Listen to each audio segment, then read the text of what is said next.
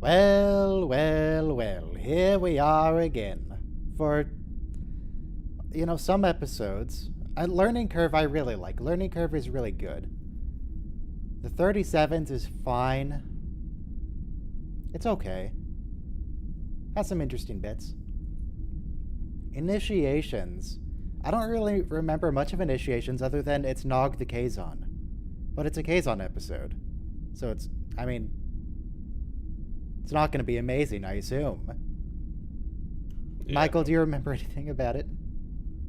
I do. It's not great, and it's way too obvious that that's Aaron Eisenberg for anybody who actually watches Star Trek. It's just like, it's fine. I mean, that's not the major problem with the episode. He's great. I love Aaron Eisenberg. Rest in peace. But yeah, it's a Chakotay episode.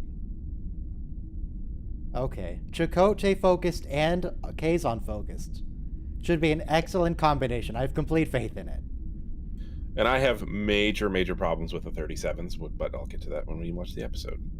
What?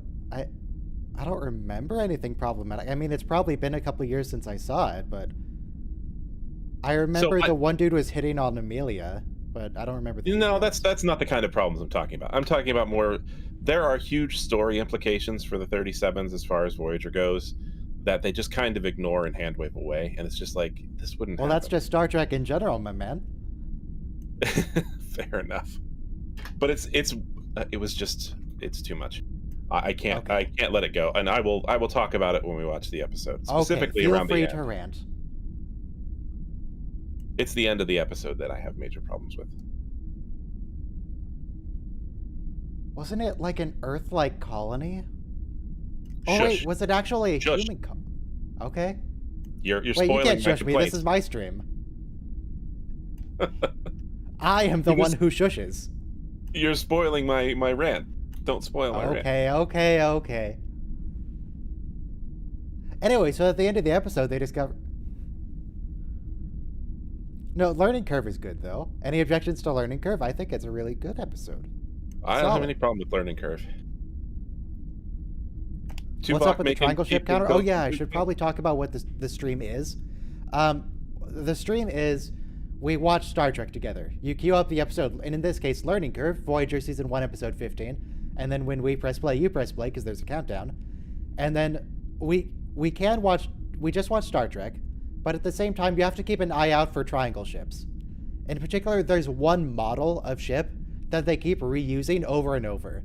It's most commonly seen as a Bajoran ship. On DS9, just the Bajoran Triangle. So, just keep an eye out for it. It's very important. Is anyone else losing? It looks solid on my end. No drop frames, bitrate's good. Argo showed up. Everything's great. Hi. Hi. But yeah, just look up for the triangles. So far, we've seen 53 triangles. They've reused the prop 53 times. Well, 52 times and one was CGI. Same thing. I know they use it in Voyager, but I don't know where. I think they use it like 3 times at least. But yeah, about 1 minute, 20 seconds till Learning Curve, so everyone be queued up to Learning Curve. And then I'm gonna blur the screen so that CBS doesn't shut down my channel when we're playing the show. And then you guys have your own episode queued up. CBS are a great company who provide entertainment to many people. They would never do a thing like that. Oh, of course. You're right. A Star Trek channel has never been shut down. This message brought to you by CBS. Yeah, hopefully the stream, works. It wasn't even an issue with the stream before. It was a Windows 11 issue where it just disabled all of my audio output. Well, it went to the Vive. Did you not put the Vive on? Yeah, I went to the Vive. No, I didn't go put the headset on. It's not even in this room. I'd have to get up and go get it. That would take longer than just rebooting. Granted, it would make the stream not have to turn off and on again, but still. Yeah. 10 seconds. I'm everyone not sure. Queue up. Everyone be ready. Press play in 5, 4, 3, 2, 1, play. and blur. Oh god, it's this fantasy again. Mrs. Davenport. You read Windows 11 remove the default browser option? I mean, I use Edge anyway, so I didn't notice, but let me look. I can just check. Default apps. Oh, they didn't remove the default browser option. Yeah, no, it's still there. They made it super weird. So like there's like 20 different default browser settings now. So like a default browser for opening HTML files on your hard drive, default browser for opening blah blah. It's just a bunch of different settings. And if you want to use a different browser than Edge, you've got to change them all. So it's real annoying. Well, luckily, Edge is actually perfectly fine these days, so... I mean, it's just Chromium, so it's basically Chrome. Yeah, I used Chrome, and then I was like, well, I mean, I'll give it a shot, and then it was actually good. Also, these children creep me out.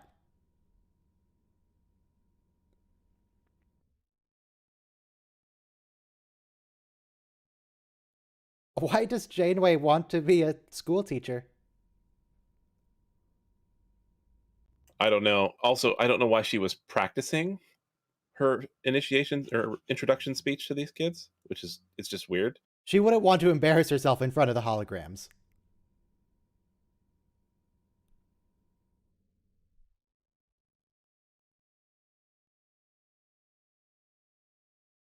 I think people in this universe treat holograms as like it's like real, it's very immersive to them. That's why they're rehearsing. So, this episode also introduced me to the term governess, because I was very confused the first time I watched it. It's like, I don't think she's a governor.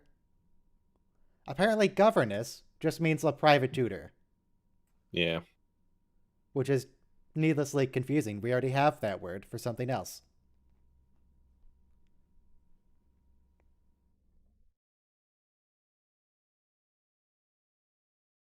Why don't you have it anymore? Oh, okay. I thought she burned it or something.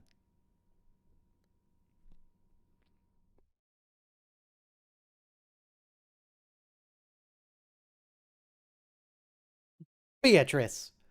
Don't talk to your dead mother like that.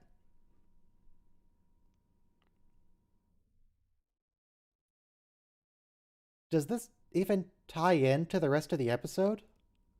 I don't remember, but I don't think so. Oh. Well, I guess Beatrice is dead too now. Now you can go talk to your mom.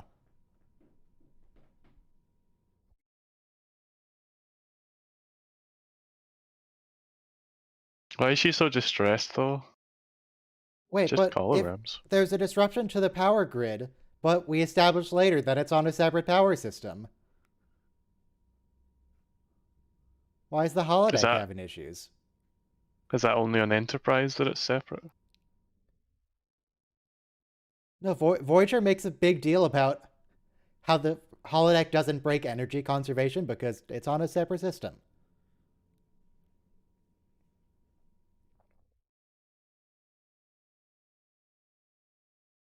Oh, it's this episode. Yes. The Three Maquis.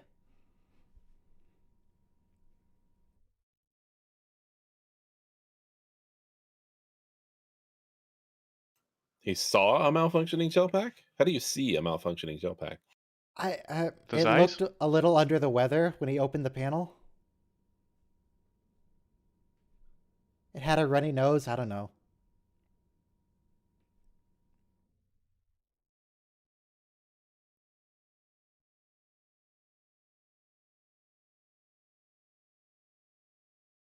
Well, I mean, if you say so, Mr. Dalby. Why didn't he just grab him and put him in the brig? I guess he's trying to make everyone all happy and friendly with each other.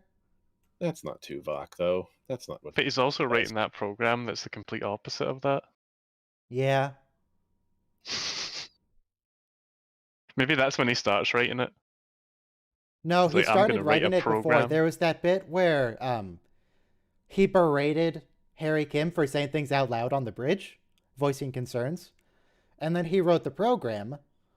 where he actively yells at Harry Kim on the bridge, and it's great.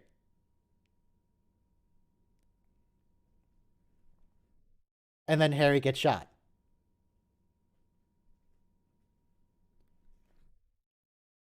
Or Harry gets shot a lot in that episode, actually.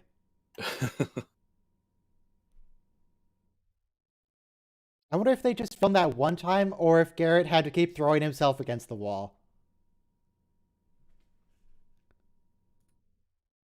Because it is a cut to Harry. I don't know. Anyway, how about that weather? It's not great here. Oh, is it too hot? No. Well, what's the issue? It's in the low 40s and cold and wet. Sounds lovely. Here it's only in the low 50s, but, you know, it could stand to do with a little colder. Because if it's nice and cold, you get to watch Star Trek and wrap up in a blanket. Nah. Am I the only one here with a blanket? Probably. I'm at my computer. Yeah, I'm at my computer with a blanket. What do you mean? You can have a blanket in a chair. I would run over it with the wheels and it would get all tangled and stuff. I got a throw blanket, so that's not an issue. See, Elizabeth has a blanket.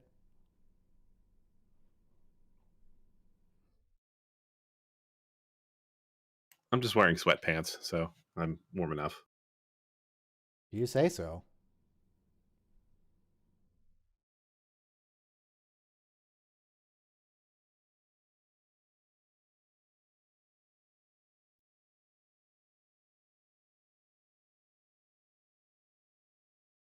God, Dalby. Was that extremely angry?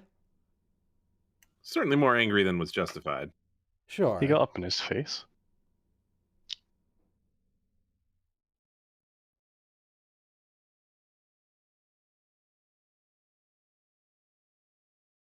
Sabotage, Mr. Dalby.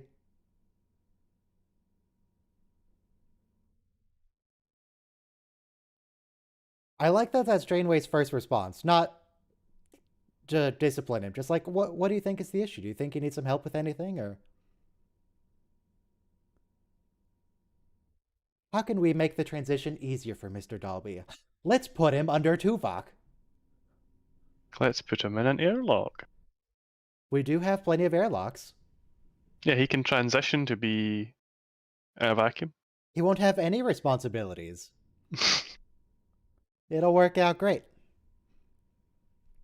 On the warship Voyager, insubordination is dealt with efficiently. Yes.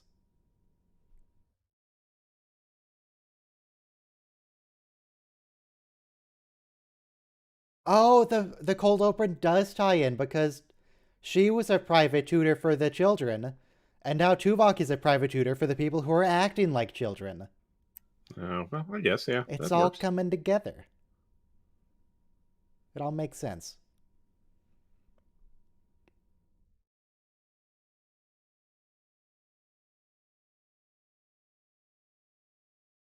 Did he? What did he teach?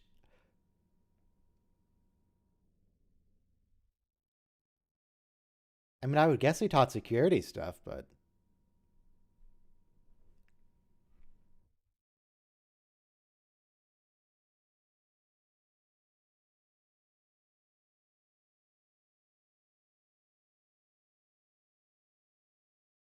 And by pick up, she means punch one of them in the face.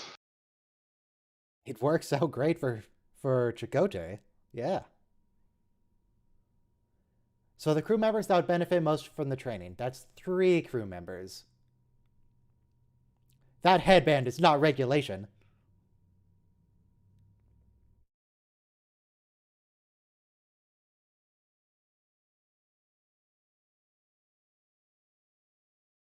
Because you suck, that's why. Because you're the worst.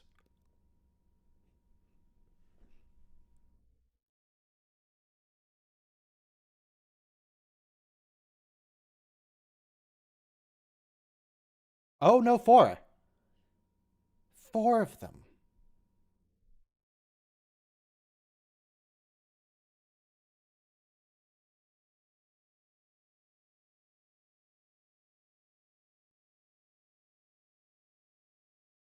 Did he...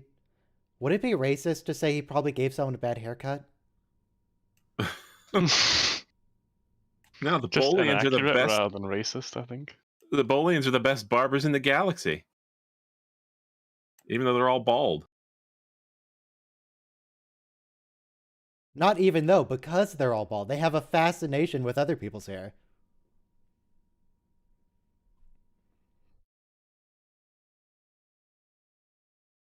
Wouldn't you just stand there and say no at that point?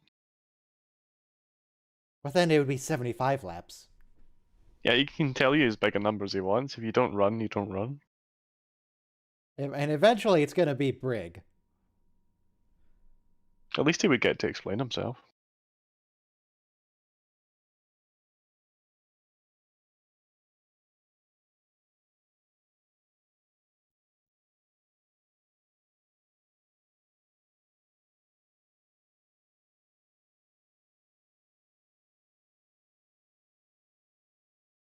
Are you threatening me, Master Maki?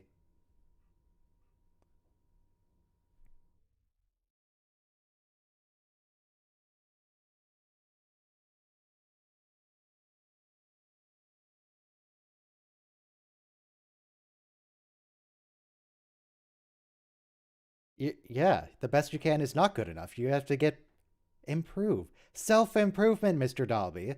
It's important.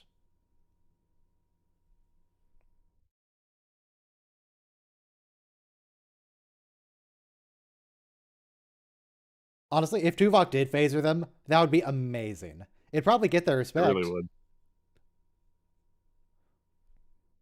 Just shoot them.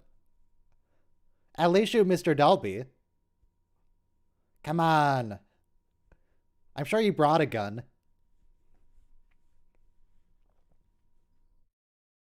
Ugh. Would have been so much better.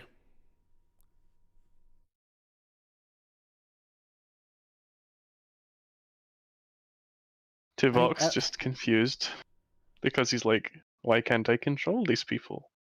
Because he didn't shoot them.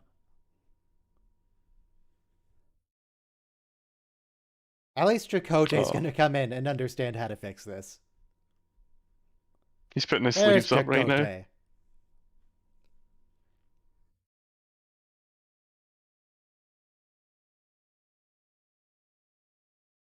Well, that was rude. Oh, it's a Riker sit down. Almost.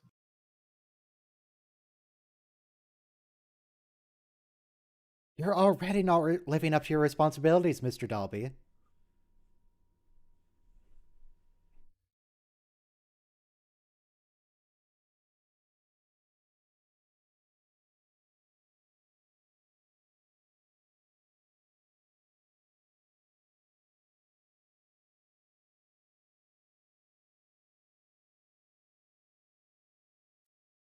Are you sure about that, Mr. Dalby? Are you sure? Here's the thing.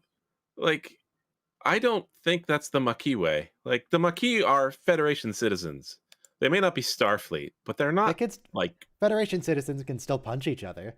Sure, but they wouldn't like. I don't accept that the Maquis are just like violent outright like that. Because like if you look when the Maquis were established in Deep Space Nine, literally most of them are either Federation colonists or former Starfleet officers who are probably not going to act this way.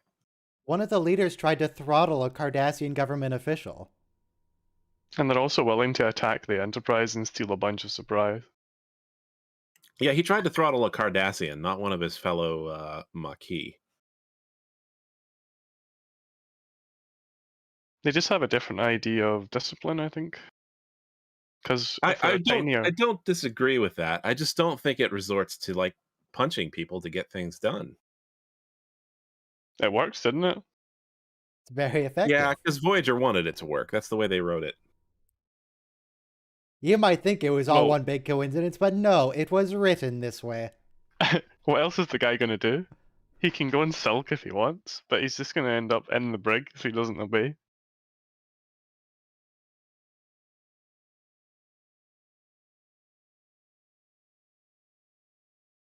Okay, but what is it?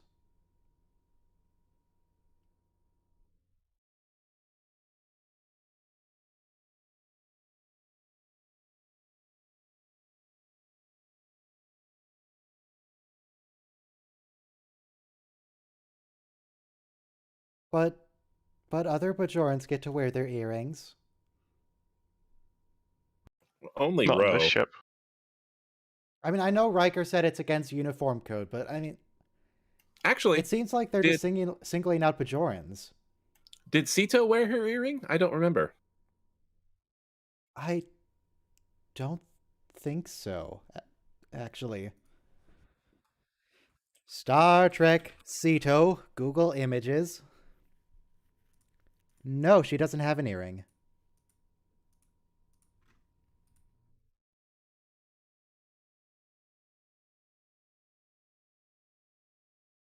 Oh, not even in the academy. Wow. Nobody gets it. I guess Ro is special. Well, she gets special treatment because she made friends with the captain. Yeah.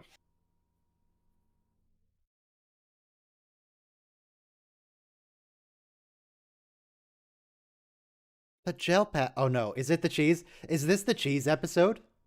Oh, it might be. No, surely not. No, this is the cheese episode. It's 100% the cheese.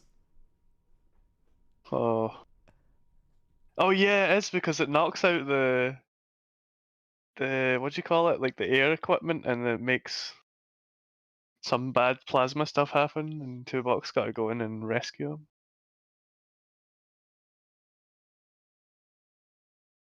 Yep. But Just he's a scrolled doctor, along not to an the thumbnail engineer. of the cheese. I should have made the cheese the stream thumbnail. I didn't realize it was today. It's cheese day.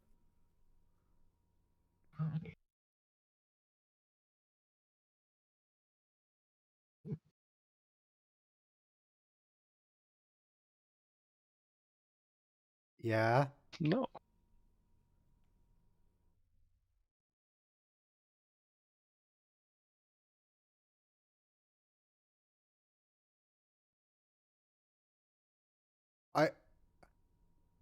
Is he joking? I can't tell. I feel like he's not. Not to humans, just to cheese.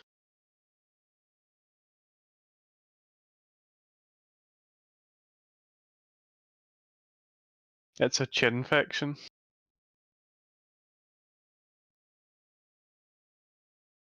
They have a literal computer virus? No, just a biogel. The biogel is the computer. Yeah, but it's not a code-based virus. It is a biological virus. Or bacteria. I don't remember whether they say it's a bacteria or a virus. If it's the cheese, it's definitely bacterial.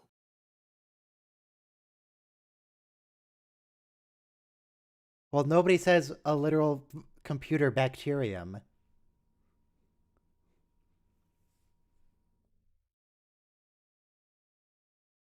The mess. Wow, I'm glad she knows the layout of the ship so well. Good studying. So some people climb the stairs or the ladders or whatever these are sideways. Some people climb them kind of face on. Like, is there a best way to do this? What do you mean climb them sideways? Like, their feet are to the side, but some people a have their little feet bit. pointing inwards. Hello. I think it's so that the knees can dodge the bars. Did I get a timestamp? No. Oh, okay. There you go. So, season one's only 15 episodes. My guess is that there was a writer's strike. That's They just when I have got. episodes. Several season 2 episodes were originally slated for season 1, and then they just released them later. They just made them season 2 after the fact. Learning curve. This is the one where Tuvok bonds with the Maquis crew. This is the one with the cheese. Oh, the cheese makes the bioneural gel pack sick. Yes. Is it the first time that Neelix made cheese? Did he like look it up in the database and he's like, I'm gonna make this stuff. It sounds like it can be horrific if I do it wrong. Let's. Well, I think he probably got it from some space station, and it's some weird alien cheese. Oh. You know, Probably he could very have made aromatic. that. He could have made that not go through the mess Aromatic hall, but is he one way. deliberately planned it. Yeah, he's trying to sabotage the ship because he's like, he doesn't really want to go this far. He thought he was going to get some like water and food and supplies, and clout in this area, and The Memory Alpha page on season 1 doesn't mention why they cut this season short, but apparently in the UK, the 4 episodes, I think it's 4 episodes. Yeah, 4 episodes that were supposed to be part of season 1 just ended up moving to season 2 in the US, and in the UK they were aired as part of season 1. I think did they they air probably talked later about the in why on UK? the Delta Flyers podcast, but I don't remember it.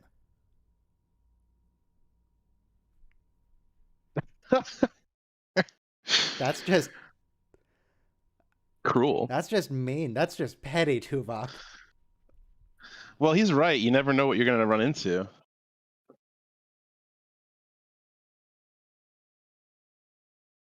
If he really wanted to create some unit cohesion, he would make everybody run until they finished. And then what'll happen is that everybody else will get on their case about. It's not Falling about behind, unit cohesion. It's and it about makes- breaking their will. It makes them police themselves. It's not necessarily a good tactic psychologically, but It's just easiest effective. way to do it, isn't it? That's why it's done. It's easier than spending the time to create unit cohesion in another way. Yeah, when you're trying to churn out soldiers for like, World War II, the millions. That's how you do it. Blicked? Is that the cheese? Schlicked. I feel like the splicked is the cheese. Blicked.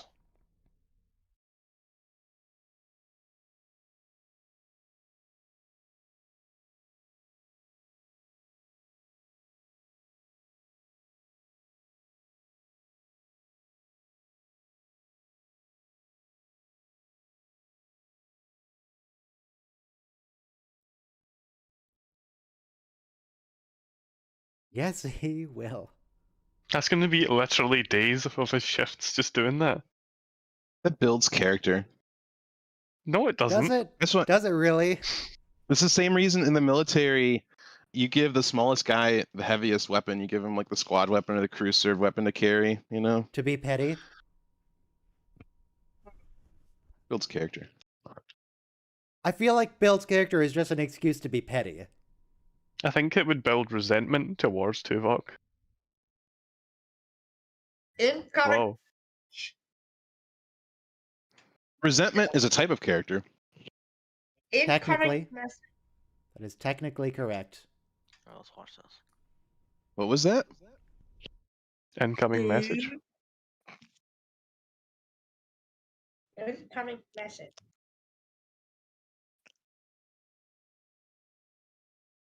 Yep.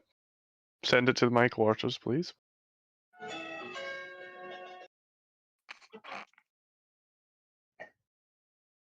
Mr. Chell.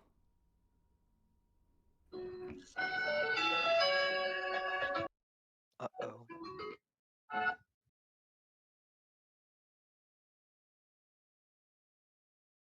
We never got the night crew on Voyager, did we?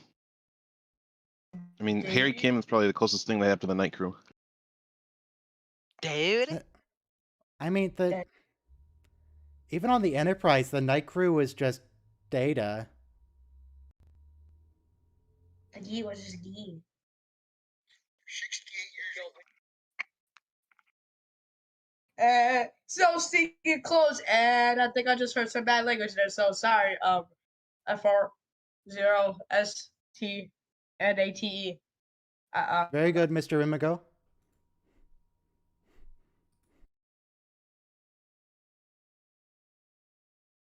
Oh wait, I was looking away. Is this the bit where they see the Jem'Hadar ship? No, it's Romulan. Okay. When do we get Is to it the Jem'Hadar? triangle? No, it's not a triangle, unfortunately. We'll get a triangle eventually.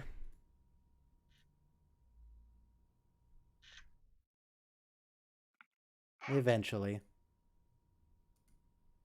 We know it's a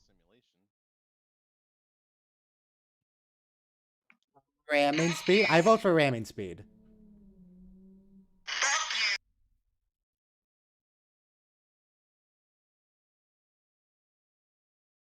They didn't even ram them. Come on, we could have taken them with us.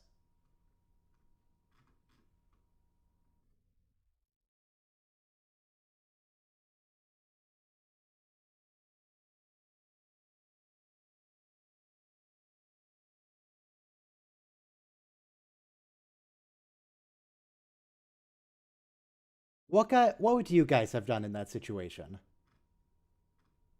Retreat. What would you have done? I'd have got my apple, taken a bite out of it, and said, like, computer, win.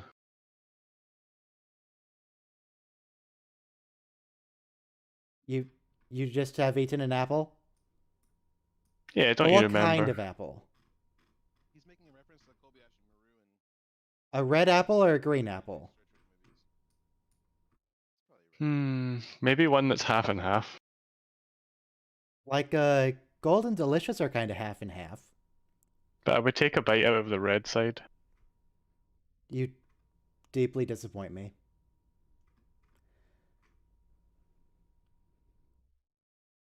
It is heroic, Tuvok. Or I guess they could have just left.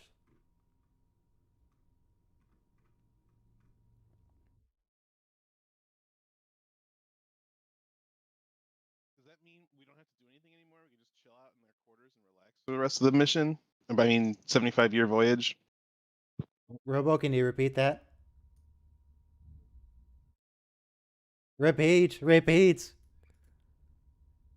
If they're not cut out to be Starfleet, does that mean they get to just relax in their quarters for the next 75 years? No, that just means they get reduced to janitors. They just have to clean Do the they ship get, like, and help Neelix in the galley. Are they forced to disembark at the next port? That I feel like remember in the olden days where they had impressment and they like what's the word? Not hornswoggled, but shanghaied. They shanghaied people at ports and just they woke up in the morning after having been knocked unconscious the night before at a bar on a ship. They're already like 30 miles out to sea. Like, oh, you're a sailor now. Oh. And what are you gonna do? Jump off the side? You work for us. It's a solid strategy. It worked very well.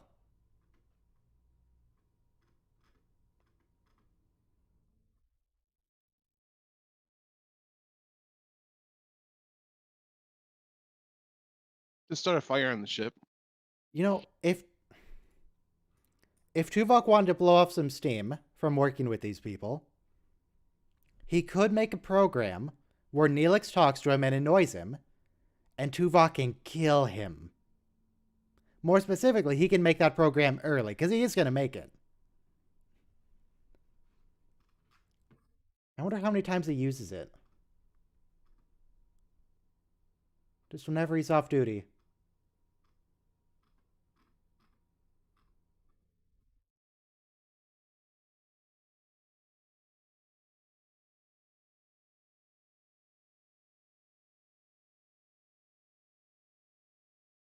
He forgets. Gila flowers. He's not a Starfleet. These aren't Starfleet cadets.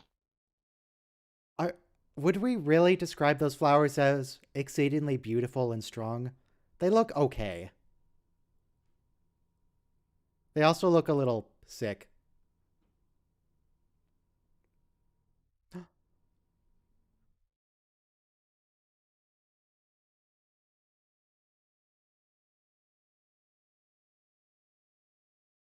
He's like, what? How dare you, sir? Tuvok rigid and inflexible. Splicked. Say it ain't so. Oh, is that the Splicht? That looks like Splicht. That looks a lot like Splicht. What is that massive thing behind? The coffee maker? Oh. It looks like Oh, he's and scavenged apples. out of a ship engine.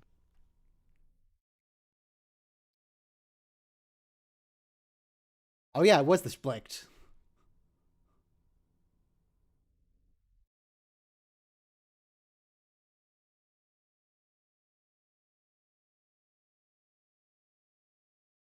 Neelix, what have you done?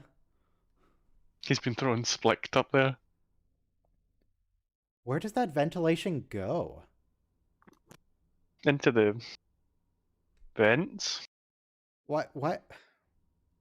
How does it end up in the gel packs? How does that happen? Because the air gets circulated through the Jeffries tubes. You remember that teacher from the episode where Data lost his memory? Yeah. Who was like, describing elements? Okay. Earth, I wind, had a fire, teacher that was air, kind by of these like powers that. combined. Yeah, I had a teacher that was kind of like that, but not with good intentions. She was just bad at her job. And I was a kid. This was like a health class, and she was talking about cheese, and she's like, "Cheese is a mold," and I was like, "No, I'm pretty sure it's not a mold." And then she's like, Wait, we're "Well, gonna get what the is it? How line is it in a made?" second. I think. Neelix just wants to yum down that cheese, doesn't he? Look at him. Balana. Anyway, Get the cheese to sickbay. Come on, I know you Just have put the it in line, a- Balana. Say it. Surely, like, you could take it into an airlock and just eat it, and then Oh, you're there it done. was. Okay, continue your thoughts. Get the cheese to sickbay. well, anyway, so she's like, "Well, what is it?" I'm like, "Well, I'm not sure how cheese is made, but I'm certain that it's not a mold." She's Yo, like, "No, you Ryan, don't know, so it's a mold."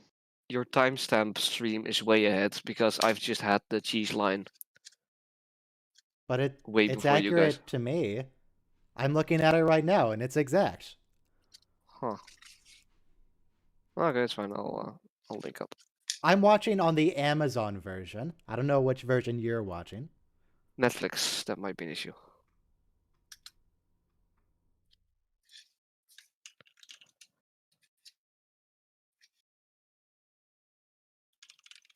He just wants to bond, Mr. Dalby.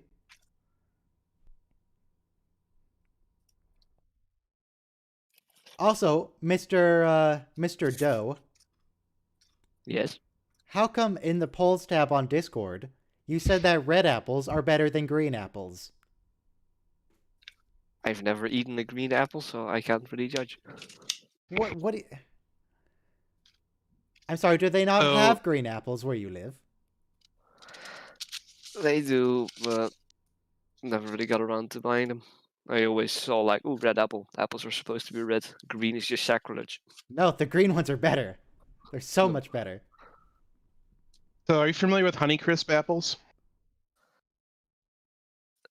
Are A those variety of round apples called and red? Honeycrisp.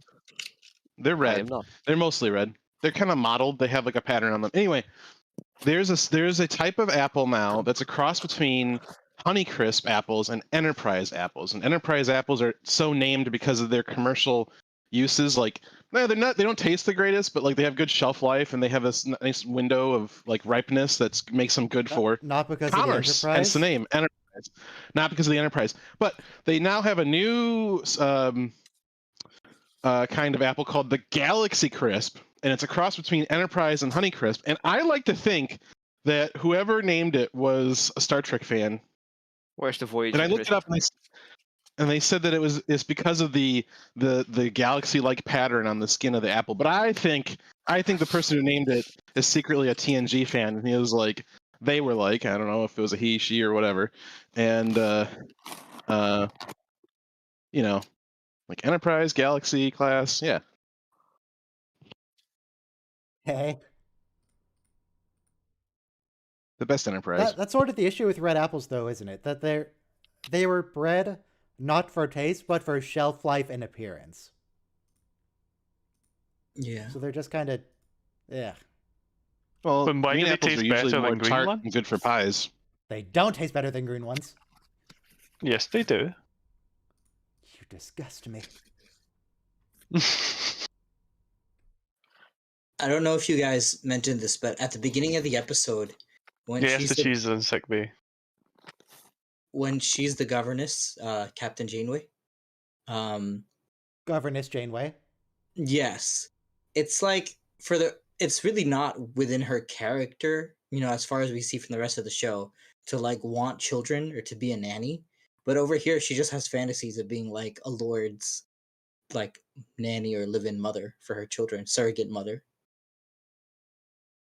I don't know if that's true. The program obviously has her in the position of governess, but I get the feeling that she's more after the dad. And also, there's like an implied spooky factor to that program where It's a there's spooky like, ghost story about their dead yeah. It's a mom. mystery. right, Oh. their mother. Like I don't know that that's in the children thing is entirely what. Maybe it's a metaphor for how that she's the surrogate mother of everyone on the ship, and they're her charges, her wards, and she has to yeah, take but then care of who's them. the spooky ghost? That's The doctor? You're the spooky ghost. It was you the whole time. Janeway's the spooky ghost. That's the spooky ghost is Barclay, because he tries to steal the crew's loyalty or something. I don't know. What? Maybe it was 6 just seasons. Chakotay from that other episode recently. Yeah, lots of people on the ship died at this point. I mean, take your pick. Who can be the spooky ghost? It could be the old first officer who didn't brace for impact. Yeah, he just ran straight. Someone screams brace for impact, and you're like, I'm gonna stand up and walk over here. Yeah, that's not gonna work out. He could have just like I laid love- down on the deck and been fine. Yeah, I think he was trying to go for his seat or something, but it didn't work. I love that Starfleet is so committed to a shirt sleeve environment, that this casual shirt sleeve environment, like it's an office, that they're willing to let hundreds of people die every year because they get thrown across consoles and things explode and rocks fall on them. I'm sorry, what does that have to do with short sleeves? How do those things relate? Yeah, I missed that connection shirt also. sleeve environment. Okay, that causes negligence. If you wear think it's- short sleeve shirts, you're more likely to explode. Not short sleeve, shirt sleeve environment. Shirt sleeve environment means like specifically with spacecraft, that you're not wearing an EV suit. You're not wearing any type of protective gear or equipment. You're just like literally in your shirt sleeves, your normal. Earth attire. Yeah. All right. Dirt side. Well, if it was the animated series, they would have these little things on their belts that would just erect a personal force field, and everybody would be fine. Ah, like Worf made in Well- his Western hologram. They should do that. Why don't they do that? No. One Because thing, they have an energy shortage. one thing that's mentioned in this episode is Tuvok makes the gravity increase by 10% on that deck when he clears it for their Because job. he's a jerk. Yeah, but it's He's- kind of interesting that basically it's confirmed the gravity hull plating is. Oh wait, He's and sorry, saving energy because he's not using the hull plating to maximum efficiency. the they break canon here because we've established that the holodeck has its own power system. So the fact that like power went out for the rest of the ship should not have affected Janeway's holodeck program at all.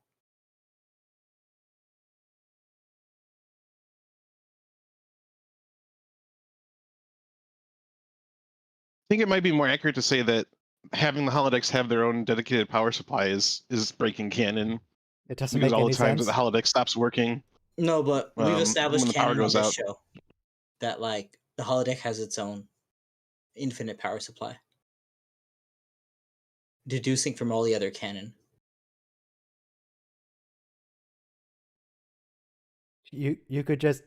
Can you leave? If the door isn't working, there's like hatches, right? They could just leave. Come on, guys, social distancing. You're on a ladder right there. Just leave. Yeah, there's Jeffrey tubes. You're acting like you don't know about Jeffrey's tubes. Okay. On board this ship, there's no need to social distance because you're already exposed to anything that anybody has at this point. So I mean, if the ventilation everything should systems be are shit enough sterilized to, coming on board. if the ventilation systems are shit enough to spread a bacteria throughout the entire ship, which shouldn't even technically be airborne, then yeah, it's fucked. Somehow. It's a virus coated inside. No, it of was bacteria, not a virus. 340 Kelvin. That's Don't they find that it's- about 70 Celsius. That's not too bad. That's fine. It's bad for humans.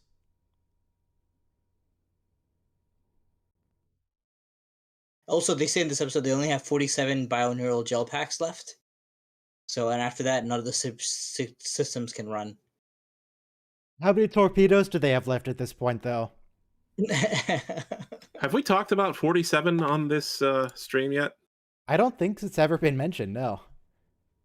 Everybody knows that 47 is like the most common recurring number in Star Trek, right? Oh, wow. Yes.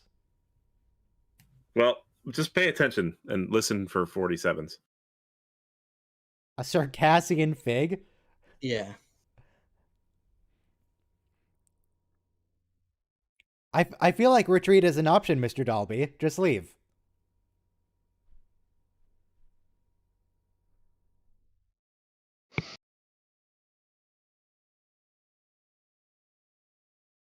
She's looking pretty splicked.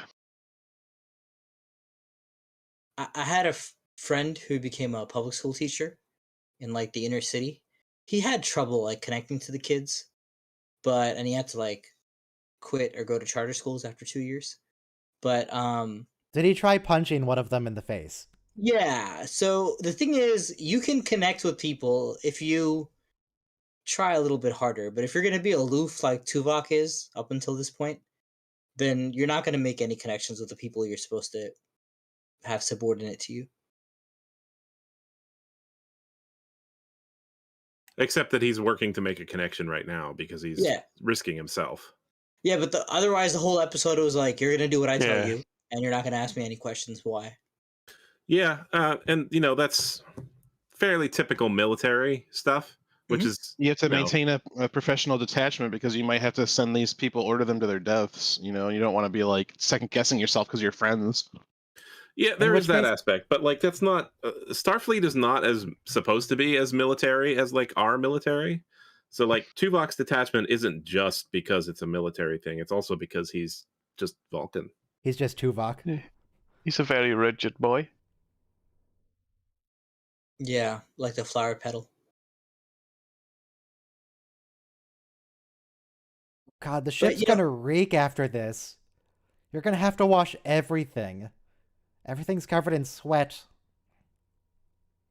Yeah, and so just sonic beam it all down. It's fine. Transport all the sweat into the water reclamation system. Teamwork. Do a baryon sweep. Question.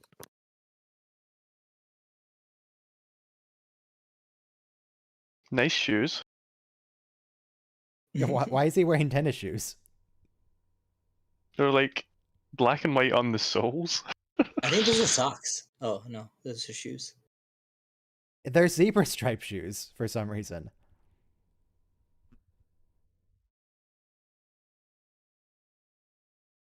Zebra's his favorite animal. Why are you judging? I mean,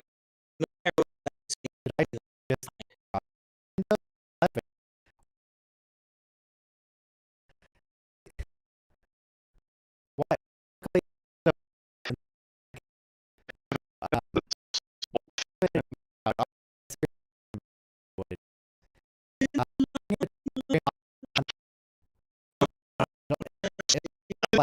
Size that much, and you can do stuff like that, you probably would show off, wouldn't you? Like, hey, look at me. A little bit. All right, the stream is alive again, I believe. Yay! I think everything's fine. We were talking about how Tuvok was unfazed by their workout routine because he was a Vulcan and his physiology is just far superior to theirs. Yeah. And then he's also used to very high temperatures because Vulcan. Right. I mentioned how it's like working out with my cousin, who's just like inhumanly fit. And one time we were working out, and he's just started. I don't remember what I was doing, but he did a handstand, and he was doing push-ups while in a handstand, so his feet are in the air. It's just. I'm like, Why? okay, dude, that's you're just showing. Because he could. I don't know. That is what the kids call flexing. And then it's also flexing. Yeah, literally. All right, so I guess after the stream I have to go through the logs again and figure out why Windows 11 is doing this to me. Can we watch 4 hours next week? Can we? No, we're not ending the stream. We're still going. Okay. But also That's no. why I was kind of waiting to see what happened with Windows 11. Yeah, I haven't Not to adapt it immediately. Well, I Everyone wanted else can beta test it for me. I then. wanted the 12th gen scheduler for the CPU, the thread scheduler. Well, yeah, you needed that, but they did a test. Gamers Nexus did a test, and it's like they had zero I know impact it's on fine anything. on Windows 10, but anyway, 1 minute to the 30. What did I say? The 37s. The 37s. Those extra crap. Those extra cores, the E cores, cause DRM issues with a lot of games. Yeah, but I looked at the list of games that are affected, and I don't care about any of them. Yeah. Well, Windows itself, all these updates are kind of messing with Windows' own interface applications.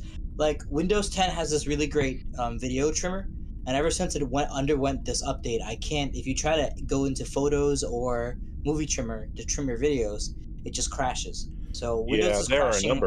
There are a number of native apps that they just completely screwed over with Windows 11. I don't know what they're thinking. 15 seconds. Everyone be queued up to the 37s.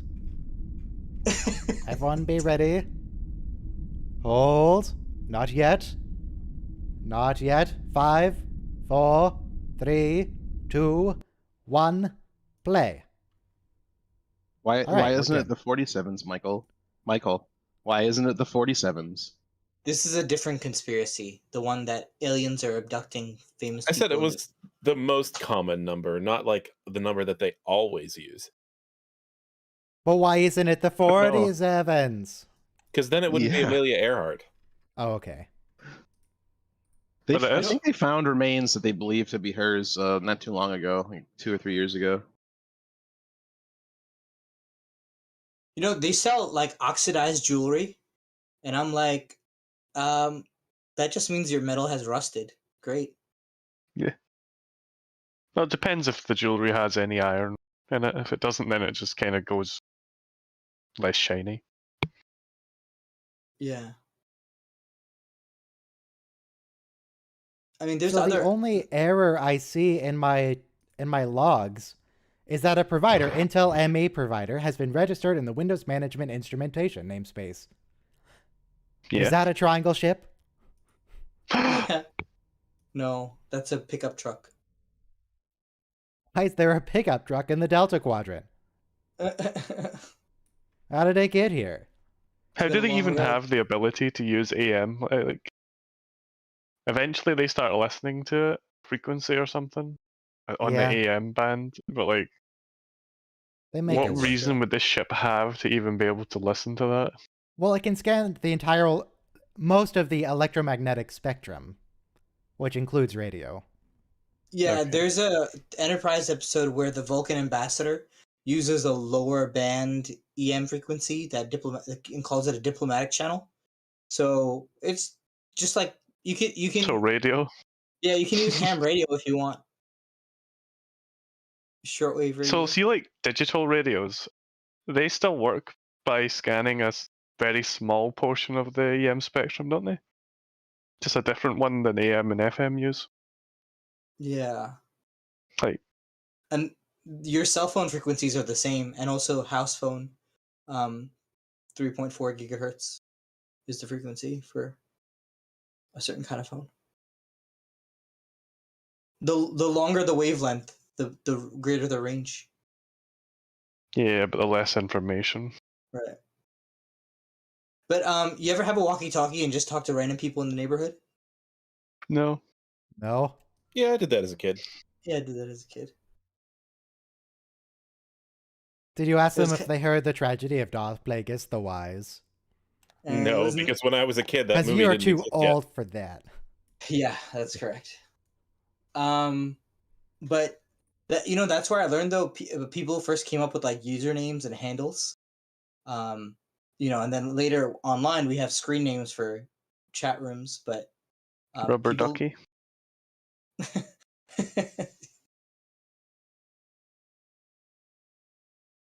1936, but this is the 37s. Literally unwatchable. Yeah, I mean it's been in space for at least a year, so it's fine. I see.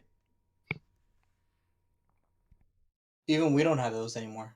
That's an amazing coincidence, that there was absolutely no leaks in any part of this engine that the liquids could get out of into Well, space. where's it gonna go? Wait. He said Into we're about a space? century too early for hover cars. Does that mean in 2037 we're going to have hover cars?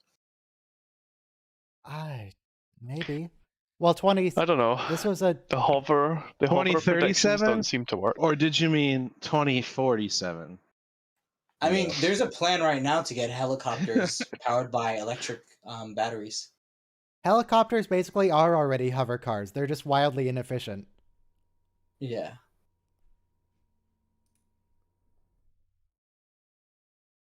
But like I the can't just military, go down to the dealership and buy a hover car though. That's my problem. Once And that's we have- possible. we have hoverboards. It's just a little bit more time. 2037, like Michael said, to get the hover car. We don't have real hoverboards. Surely the concept of a key still exists. That was he was saying that like, oh, it's this weird thing called a key. Yeah, as though they don't have locks in the 24th century. Well, not like what we have, I would imagine.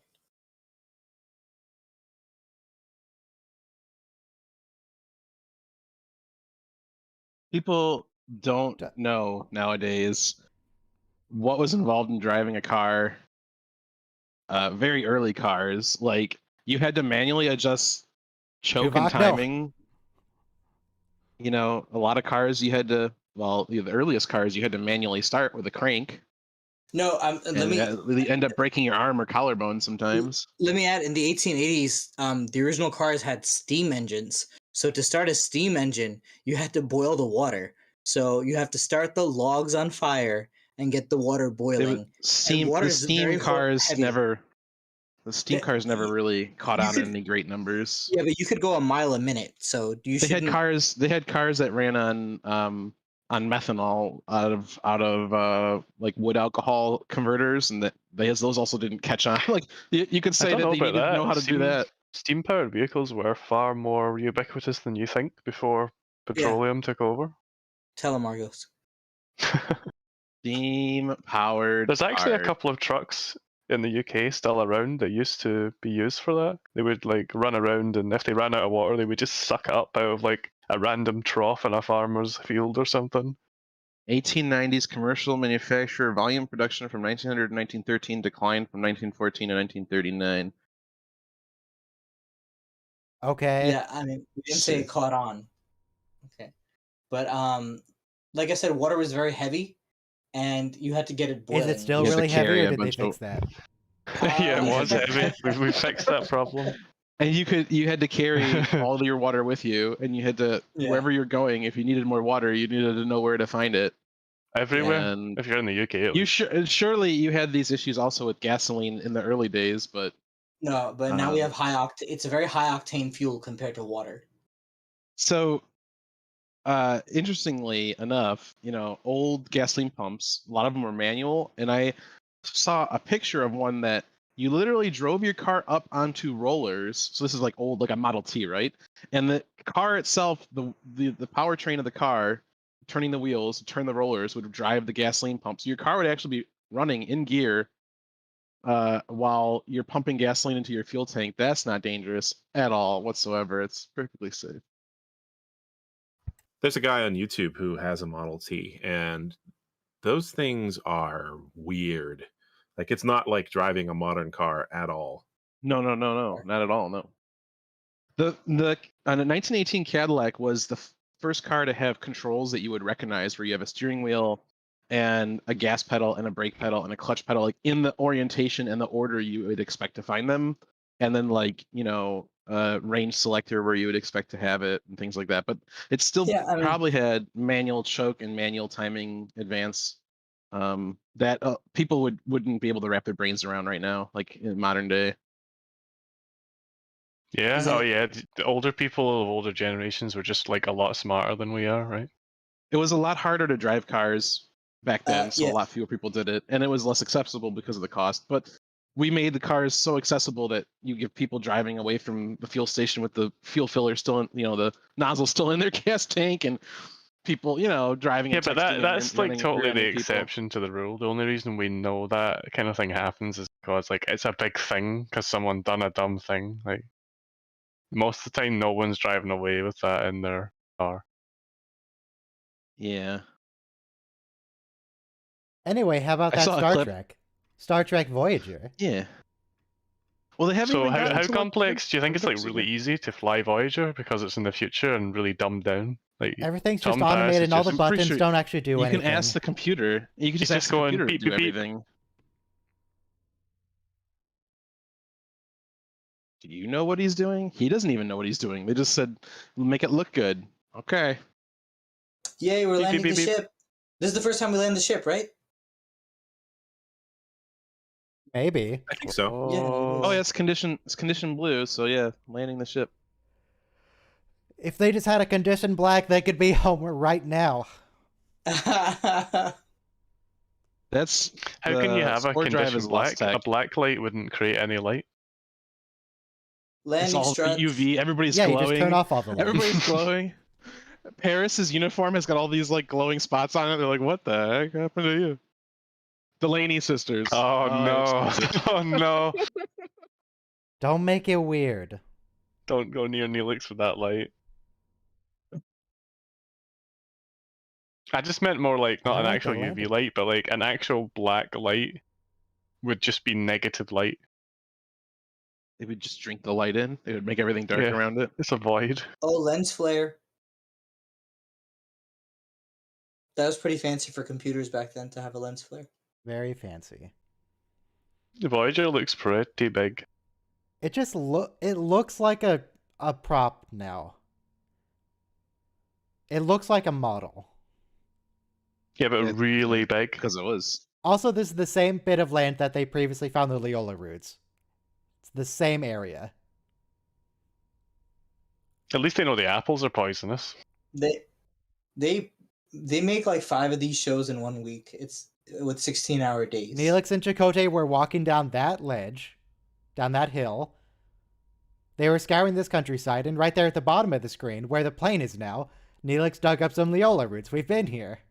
This is also where the Jem'Hadar ship crash lands, and the DS9 crew has to hold out while the female Vorta negotiates with them.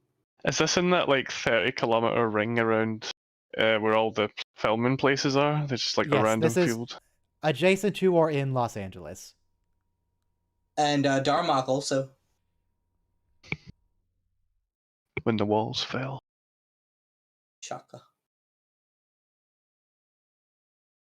It actually is, I mean, not anymore because we're in 2021, but to see like really old cars, like a Chevy Impala, and with the fins.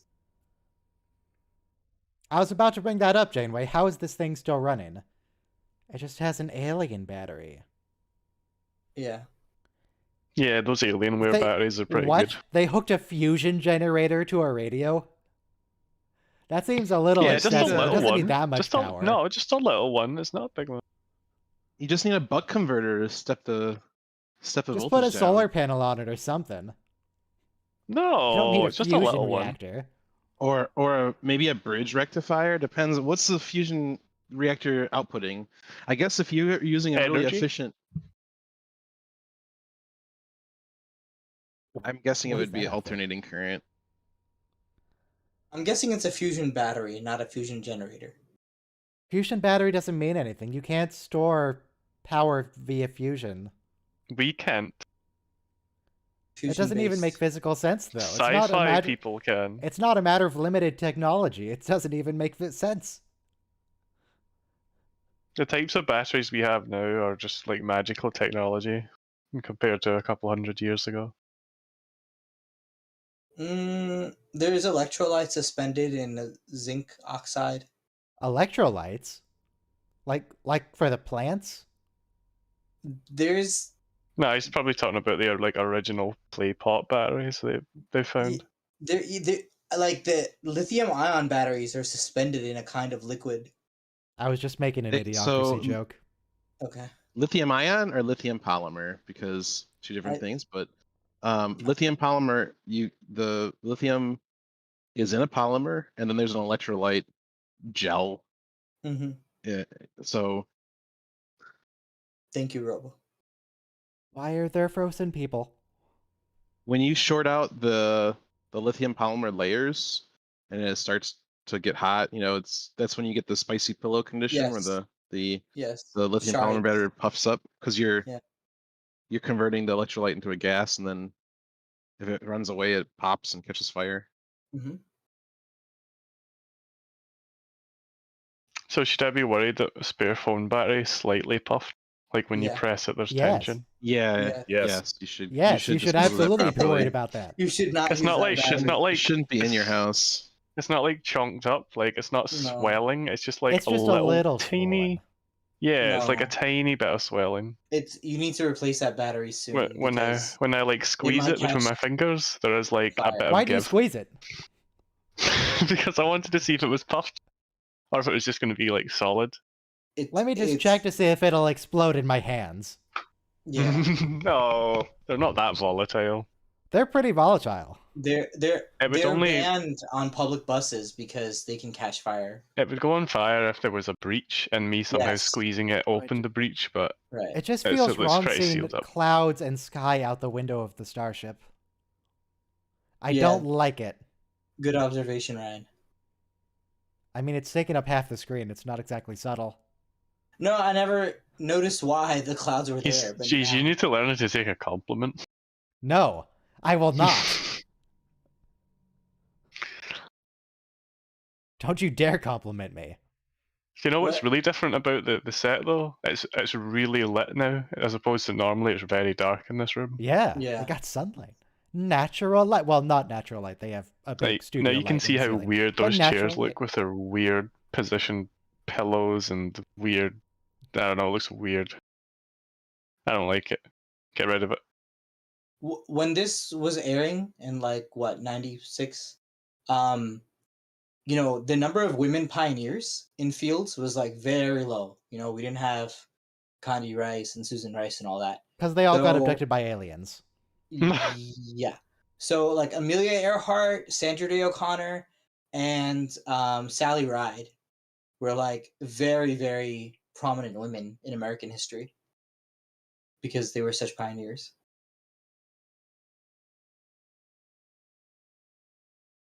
You could ask them. Yeah, yeah, Tom. Sally Ride was the first female astronaut. Where did she go? Up.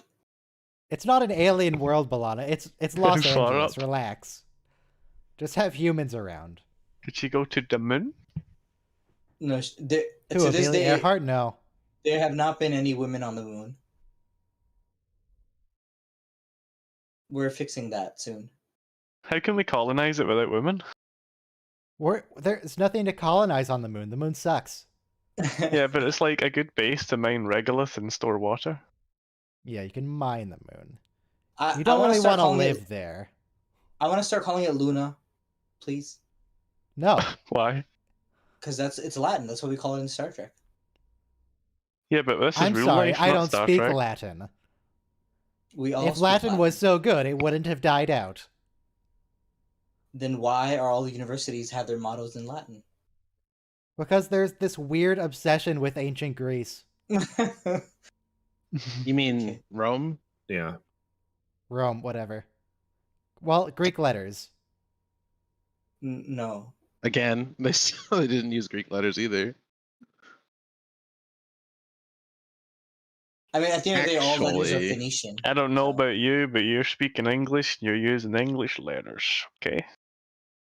It's the alphabet is called Latin. It's called A, B, C, D, etc. The font is Times New Roman for a reason, Ryan. Come on. And It's you one of the should worst know fonts. that it's frowned upon to use Times New Roman. Yeah. The only Yeah, thing you I could write do all my worse is professional Comic work Sans. I use Times New Comic American. Sans. See if I see a sign in like a shop that has Comic Sans, I really think twice about going in. I really like Yeah. Sego All these people UI. needed was a hypo spray to come out of this suspended animation. Does everyone here have a favorite font? I really like Sego UI. Whoa, like- that hypo spray fixed your saturation. I think Calibri is my favorite, just because it's Calibri? very clean. I like Open Yeah. Sans. Helvetica. Helvetica. Helvetica's ugly. I What about? like, Is there any wingdings people in the chat? Bank Gothic. Helvetica is the font that a graphic designer looks at a sign or something and says, "It looked better in Helvetica, though, right?" Most signs are Helvetica, though. That's the thing. Yeah. That's why.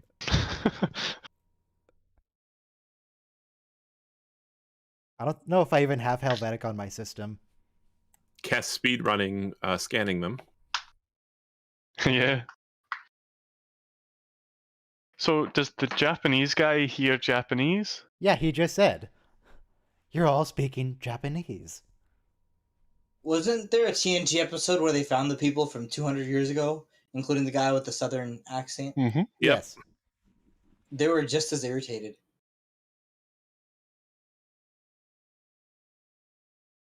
So is Fred still drunk? That's the question. Like from when he got passed out. He was navigating in a business suit on an airplane. Well, he wasn't in. Was he in the plane? Yes, he was.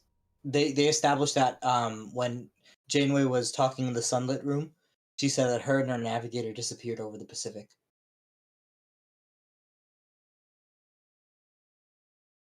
Also, who's that ginger in the background who doesn't get any lines? And look, there's a woman in a sari. Who doesn't get any lines? You said ginger, right? Well, yeah, there are two people in the background. There's the Okay. dude on the right, who's a ginger, and there's the lady in the background who is not. Gotcha. There he is. There's Ginger Man with a hat. Yeah.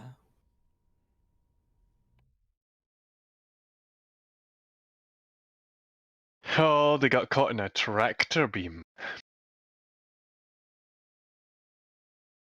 I think Where did the term tractor beam even come from? That's how you harvest corn in the future.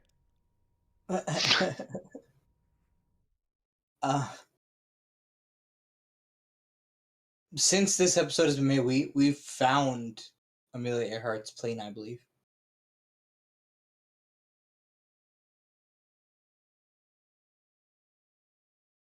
We don't have a body, which means Yeah, well, she's right there. That's why. Yeah, she was abducted by aliens, but the plane they left.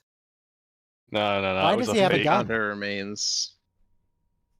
Why didn't one of them just shoot him? Like, there was three of them Why did they versus check his everybody one for measly guns? gun.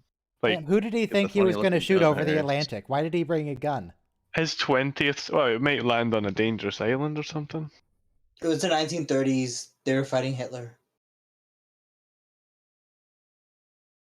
Yeah, like see if you get shot by like an anti-aircraft gun, then you can feel good as you shoot back down at them with your tiny pistol. I think it was more like if they had to land somewhere and they needed to deal with the locals. I Yeah. mean, in It's like some pirates, states, they get marooned with a single shot. No, there's a few shots in there. in some One for states, him, one for Amelia. in some states, it's perfectly legal for a random 17-year-old to come from out of state and hold an AR-15. So Why don't they just beam out? having a gun is not a big deal sometimes in certain areas. Yeah. Why don't they beam out? Why don't they beam out? Why don't they beam out? I'd be willing to bet in the 30s, a lot of people who were flying completely around the world might be carrying some type of firearm Yeah, for any reason that may occur. yeah. He just ordered the entire security division of Voyager to go to a cargo bay.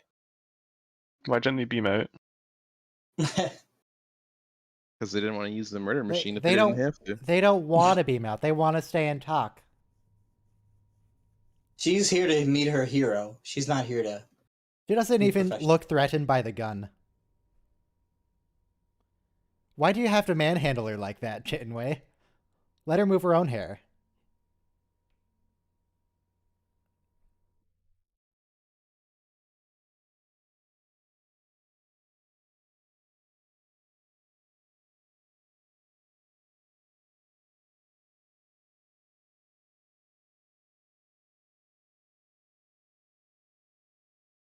Do we have any aliens on board that couldn't be explained away? They all kind of look like humans. We don't have a Tholian. No. We don't even have a Cardassian. Tuvok's easy to explain. The Bajorans are easy. We have the Bullion. Oh yeah, the Bullion would be alright.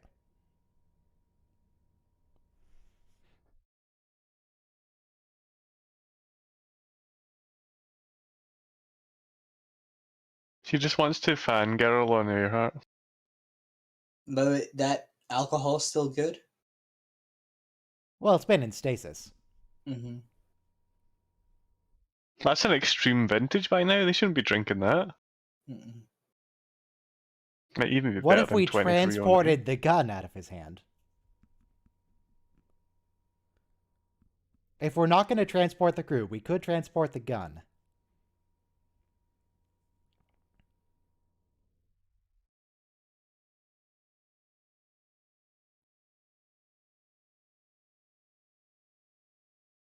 Katie.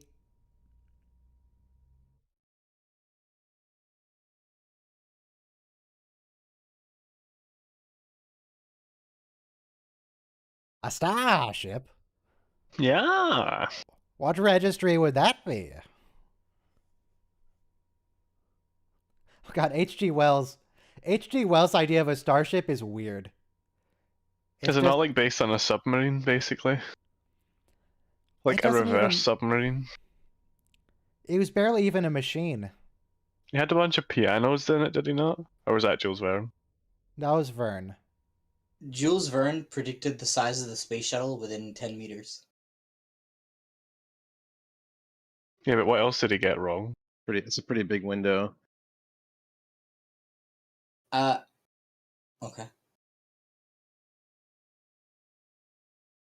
It's 30 feet.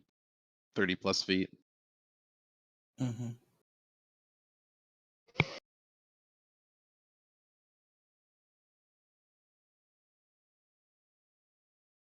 You were spying on the Japanese, Amelia. Charles Lindbergh, who was the first man to fly across the Atlantic, was a Nazi sympathizer and anti-Semite. So, sometimes like celebrities, like back then pilots were celebrities because it was a new thing in the 30s. They were involved in politics like that. Okay. So in the Star Trek universe, Amelia Earhart was a spy for the government. Canon.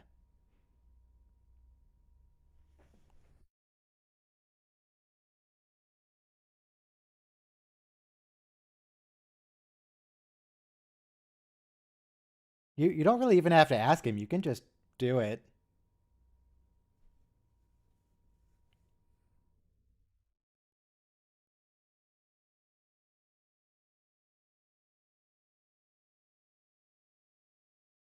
It's very interesting, the opportunity to meet your hero.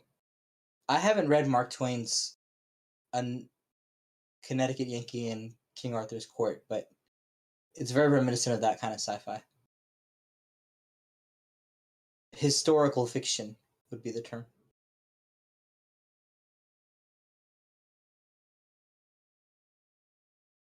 Why wouldn't they want to go see a starship? What are they? I guess they're afraid they're going to get shot or something or abducted. Like They've already been abducted. Mark Twain was thrilled to go on the Enterprise D.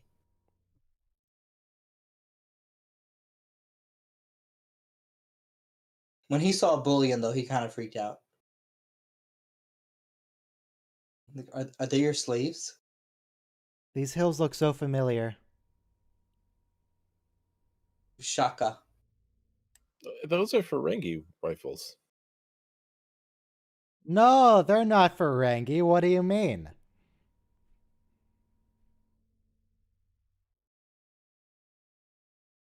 They're clearly... Well, they're not humans here. They're clearly aliens, so... We'll figure out what species.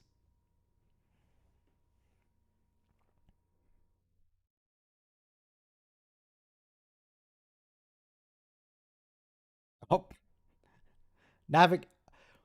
What do you want to bet they shot him in the flask, so he's fine?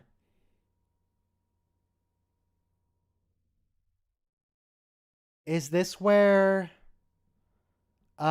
Captain Picard and Beverly were telepathically linked? Yeah. Maybe. It looks a bit more sort of rocky and sandy where they were.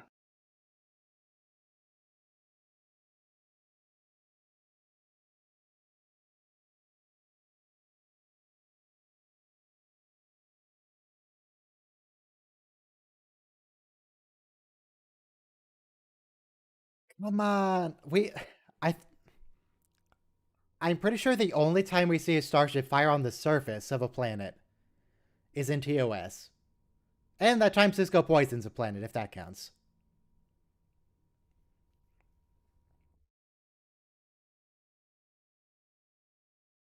They look human under those masks.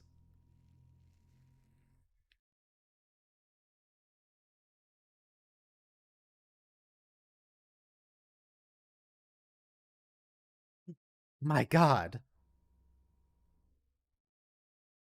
Michael, do you have any thoughts on this? Not yet. Not yet? This is all good?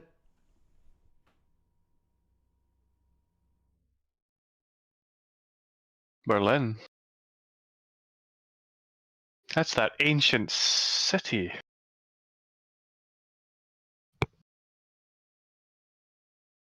Oh, now it's Karen Berlin. Yeah, you're a little bit ahead again of me.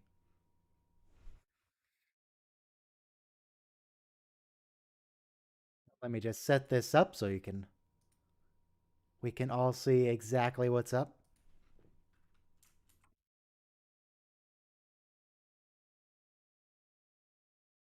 Oh no, he didn't get shot in the flask.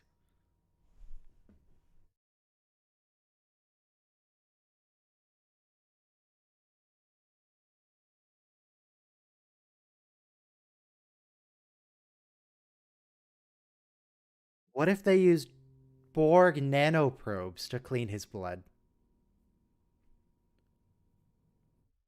They don't have any at their disposal yet. Oh, that's too bad. But they fix everything.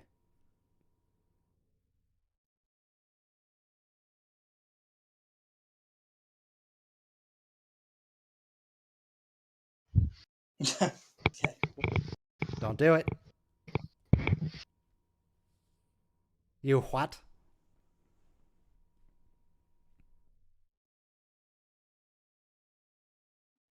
She's not married anymore. Yeah, I'm pretty sure her partner's been dead a while.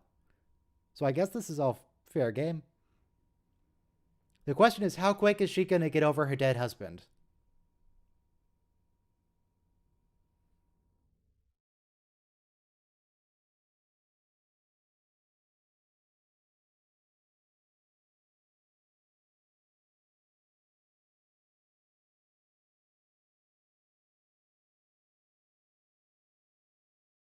So, how about the football? Well, I don't know. Is there football happening?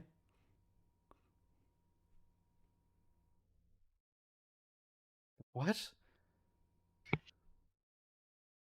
What's he talking about? Has he been worshipping just people in tubes?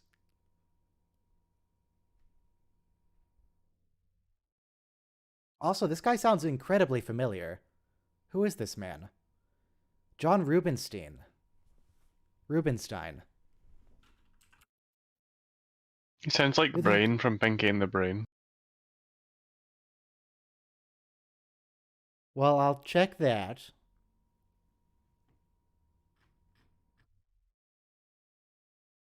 Pinky? Nope, he's not for Pinky. No, the Brain? He's not in Pinky and the Brain. He sounds like it.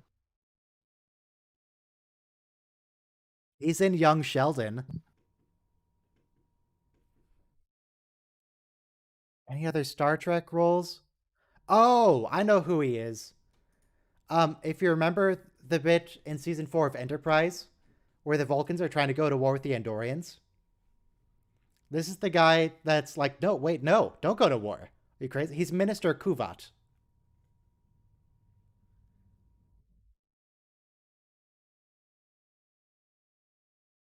Minister Kuvat.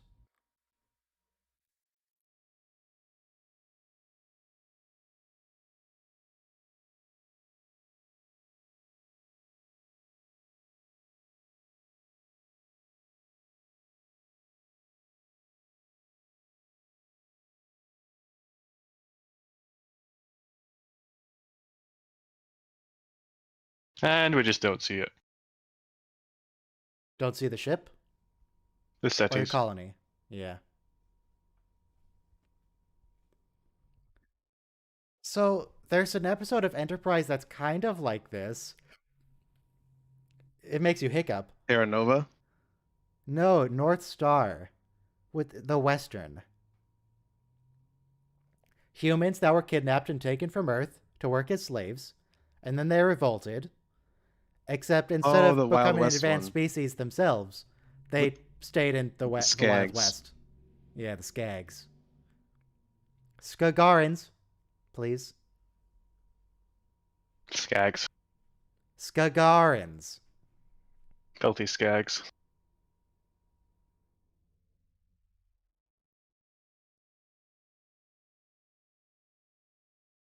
Do you think they have statues of the 37s in their city? I mean, probably. These guys are weird. Michael, just jump in whenever this starts becoming objectionable for some reason. It's not objectionable. I just don't like the story choices they made, and it's not until like the end of the episode. I mean, we're pretty close to the end. I guess, yeah. Nothing's really happened yet. And but nothing we're close does. to the end.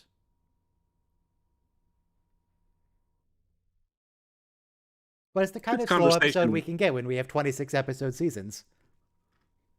This conversation is part of it. Thriving sophisticated culture?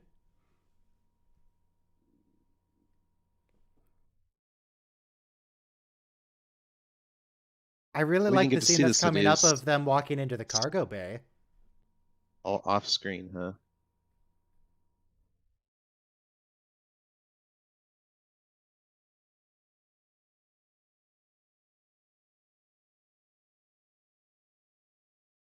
Yes, just take off. Just leave. Don't give them the chance to beam down. Just leave. Get out of here.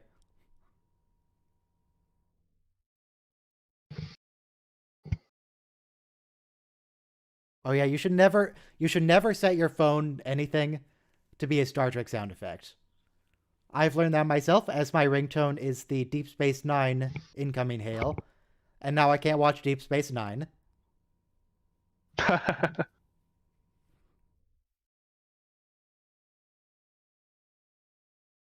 Stresses me out. I thought you were referring to the fact that people just judge you for having Star Trek noises coming out your phone. No, Because the they don't really DS9 know hail. what the noise is, but they understand that they're in the presence of a Trekkie. The Or DS9 some kind hail of sound nerd. pretty much just sounds like a normal ringtone. It doesn't stand out.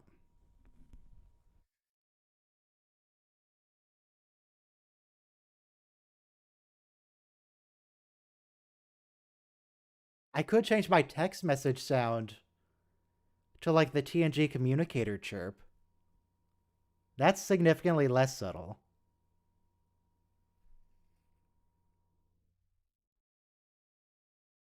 And a child. Wait, do we have a child? No, we don't have a child yet. Soon. We have like an 8-month-old fetus. Whatever, baby. What do you call it at 8 months? Is it a baby? That sounds right.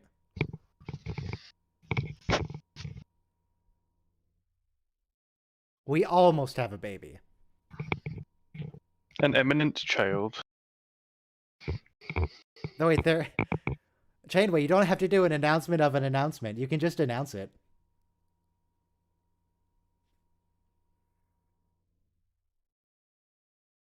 She needs an opening act, you know? Get me ready for the announcement. It's like video game releases these days. There's a teaser for a trailer for an announcement. Teaser for a trailer for perpetual pre-release alpha.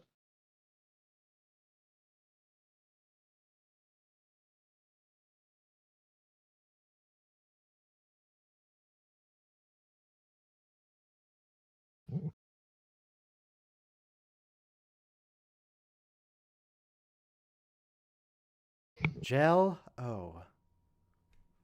I don't think you should eat that. I feel like that's going to mess up your intestines.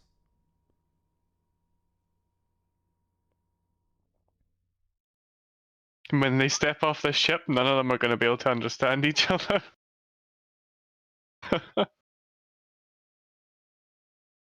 Japanese guy's so polite.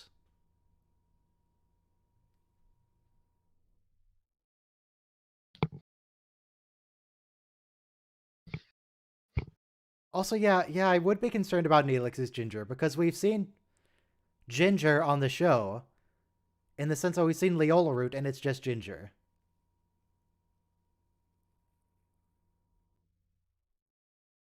Rice, fish, and Leola root.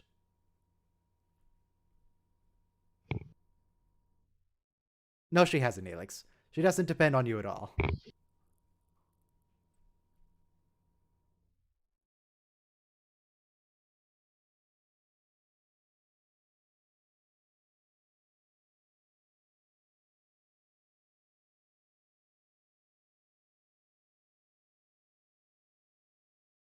Honestly, things would probably go better for Harry Kim if he stayed. Yeah, he won't die like 10 times. He's already died enough. Just stay here, Harry. Has he died already? Yeah, he's died once. He died in Is the... it when did he fall out the ship? No. The episode with the asteroid with the corpses on it. Oh, yeah. I don't really count that, though. Like, I suppose he did die, but like he wasn't killed and replaced with a different Harry. No, he just regular died. He didn't sci-fi die, like... he just normal died.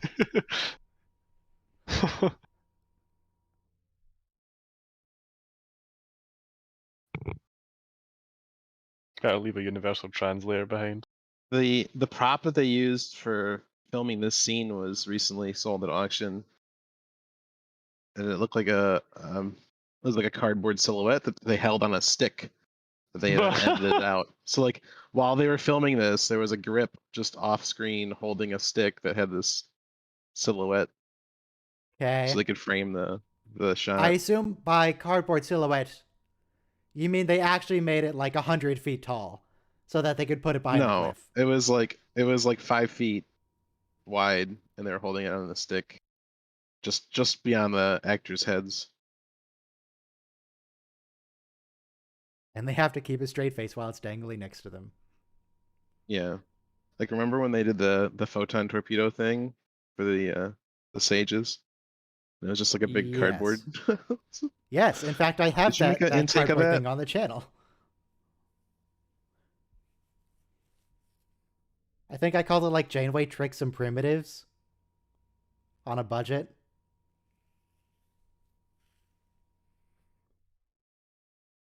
It's just to give the extras a place to look.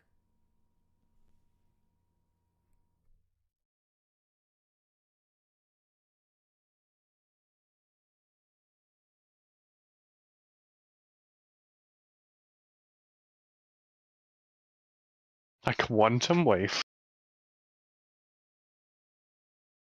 It would have been nice to get a matte painting of the cities, but no. Michael, there's been no ranting. I was expecting a rant. Where's the rant? I mean, it's best if everything happens first. Okay. I was secretly pulling for Amelia Earhart and Captain Janeway to get together. She never got to drive the ship. That's a shame. I mean, Take it from like a spin Amelia's around the planet. perspective, she was married yesterday. Her husband just died, as far as she's concerned.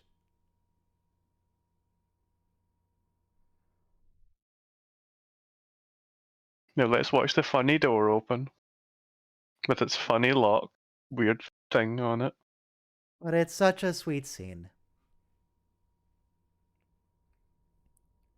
You know what would have been great? If those 4 Maquis from the last episode were the only ones They here. were like, hey! Just screw this. Screw you guys. We're out. Tuvok's there as well. Can't make us run laps anymore. All right. So here's my problem with this episode. Uh-oh. Go on. They just spent the past, 10 minutes? Yeah, about 10 minutes painting a picture of this planet as though it were basically a Starfleet colony that's very similar to Earth. Yep. Like, there's practically no difference. They say they even feel like they're home when they walk through those towns. Which we never get to That see. cargo bay would not be empty. It just wouldn't. They said, there what, would there's be 127 people on board? 157. 157. But there would not be an empty cargo bay. There would be at least 20 people who They all definitely just have would get off that complete ship. faith in Captain Janeway. So at this point, they haven't been away from Earth or wherever they're from It's been like a for year. that long. And, No, they haven't been away for very long, but that's not the only concern. Like, they're not like so homesick that they're like, well, now I got to stay here.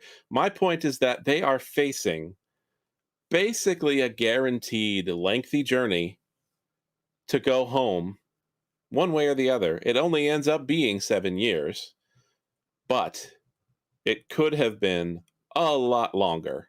80-something. Yeah, but my point about them not really... Literally nobody on that crew said, well, screw this. I'm not going to sit through 80 years of this. Nobody made that decision. I don't I don't know. Groupthink is night- a very powerful thing amongst like a military. I Like- don't buy it. Just because Last night I had even a nightmare where it was a very intense nightmare. I had a nightmare. I was on a trip and I was not going to get home until tomorrow, and it was awful. It was the worst thing ever. And these people are willing to bear that for 87 years. And it's not just that. There are people, I guarantee, on that crew who joined Starfleet to go out into space and just live that life, that detached life. As far as they know, they're going to die on Voyager. Yeah, who probably weren't like, okay, I'm going to live that detached life the entire time. There are people there who probably have no connections to Earth that they need to get back to. No connections to any of that matter, who would just be like, yeah, I'm okay with staying on this planet. Sure. There should have been at least a few people. It is entirely implausible. But then the scene especially when wouldn't be they are. nearly as heartwarming. So, in addition to that, they've experienced nothing up to this point that says Voyager is going to make tremendous leaps forward that are going to shave literal decades off their trip. That hasn't happened yet. So, like, they don't have that hope. They're just sort of looking at it and saying, well, we're in the middle of this place where there's no allies. We have to fend for ourselves. It's There's very likely that Klingons Voyager... all over the place. It's very likely that Voyager is going to end up Klingons. severely damaged or destroyed before it even gets home. Why the hell would I stay? I don't agree with their story choice there. Okay. Well, I With don't know that, about you, but The next I've episode seen is everyone Initiations. stay on 1 that minute, ship. everyone queue up. Now it's your turn, Argos. Argos, speak to me. Everyone stayed on the ship. I don't know what to tell you.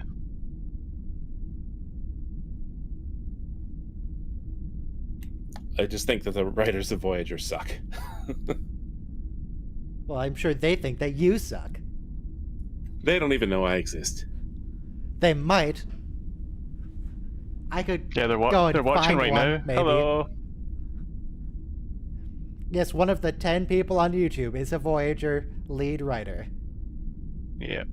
Yeah, they're retired gracefully and are just looking at all the people speculating and still Having to watching listen to their other people criticize their writing. work. You know, if they're writing for TV, they're used to it. Press play in 5, 4, 3, 2, 1, play. And Argos, you do your own thing.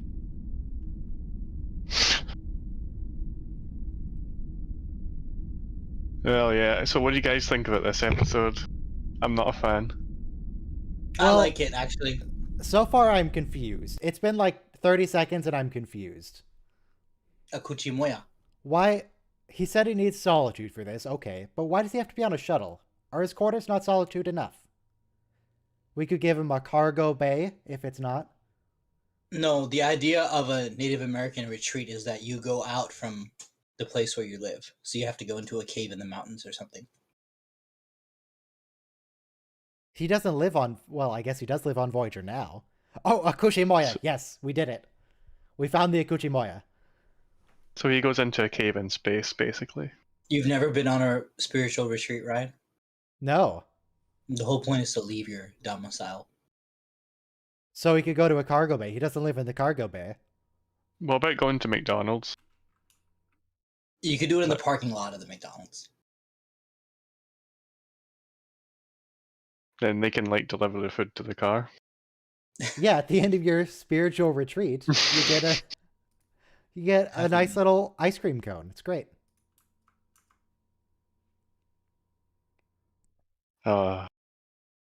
Oh, discount Klingons.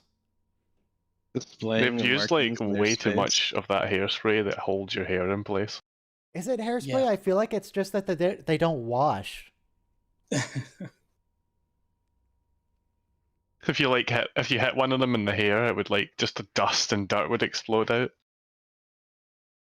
It's gonna be like blowing out a computer that's been in a shop, been in a carpenter shop. It's gonna be Really? gross. Here we established for the first time that there's different That is Kazon dead rat. factions. Yeah. No, It that's does his kind of look blackbird like wing. this That's a bird is like wing. a dead rodent. It's an obsidian blade. A space rodent. No, he has a literal bird wing, except birds Oh, aren't right. real. But that's why it lasted the hundreds of years, descending through his family, because it's made of metal. Because birds aren't real. Nice design of the So like, see when our battery technology gets better, we won't have to change the batteries in the birds anymore, will we? There won't have to be like lockdowns where the birds' batteries get changed. Yeah, well, you don't have to change the batteries; they're rechargeable. You can. That's why they sit on power lines. they have the key charging. Yeah. A few light years away. How far away do you have to go in your cave? Why He is sounds it like Nog. light years away? Oh, he is Nog. Yeah, that's Nog. Just straight up Looks Nog. like Looks angry. What happened? What happened? I like this episode because, like in many cultures, there's a coming of age. In Judaism, like you have your bar mitzvah at 13. So Kazon and Klingons have the rite of initiation, one of many. Yes. You either have a party, or you get some water thrown on you, or you get stabbed with pain sticks, or you have to go and murder someone. And yeah, that's Nog's the going Kazon with the Ogo murder way. plan. Yeah. And there's a good line here with Chakotay, which is, I don't want to die in my bed like a wrinkly old man.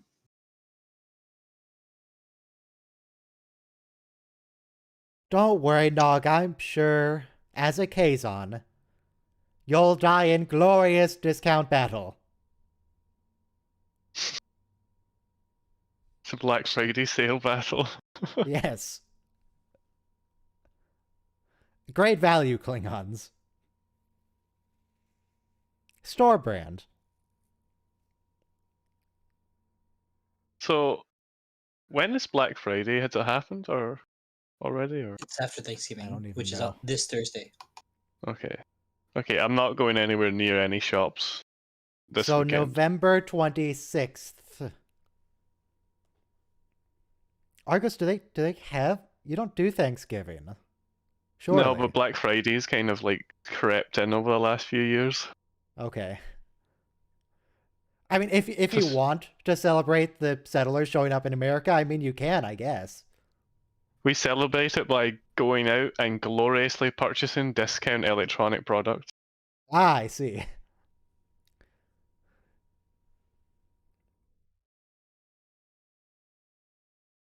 God, no, you're gonna lose to a shuttle. How embarrassing is So- that?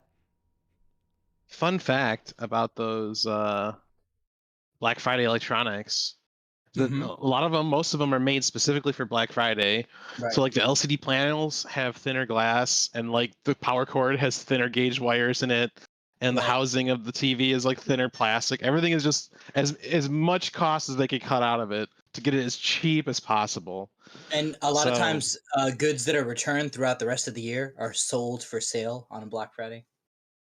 Did he press the buttons there and there was no sound? Yeah. Don't worry about it. They destroyed the speakers in the last shot. Apparently, like with the prices on Black Friday as well, like they actually slowly inflate the prices over the preceding months so that they can slash it, and it seems like a way better discount than it actually is on Black Friday. That's a comment all the time, not just Black Friday. They raise the price before they mark it down because it's on sale. But if you look at like price history, so like you go on Amazon and look at anything that's quote on sale, and it'll say like, oh, $100 off. But then you look at like the last 120 days, it was like that price all the time, or just maybe a little bit marked down, you know? Okay, so now we're kidnapping a child. I mean, sure, he was gonna die if we mean- didn't kidnap him, but What's his name? Something Nog? Eisenberg. What's the actor's name? Aaron Eisenberg. Aaron Eisenberg. He's not really a child, is he? No, but He Nog just here plays is a one on child. TV. No, Aaron Eisenberg here is like in his 30s, Yep. but he's playing a child. I'm not a child, but I do play one on TV. That's gotta have been weird for Aaron and Sirach Lofton. The guy. Yes. Best friends with a 30-year-old man.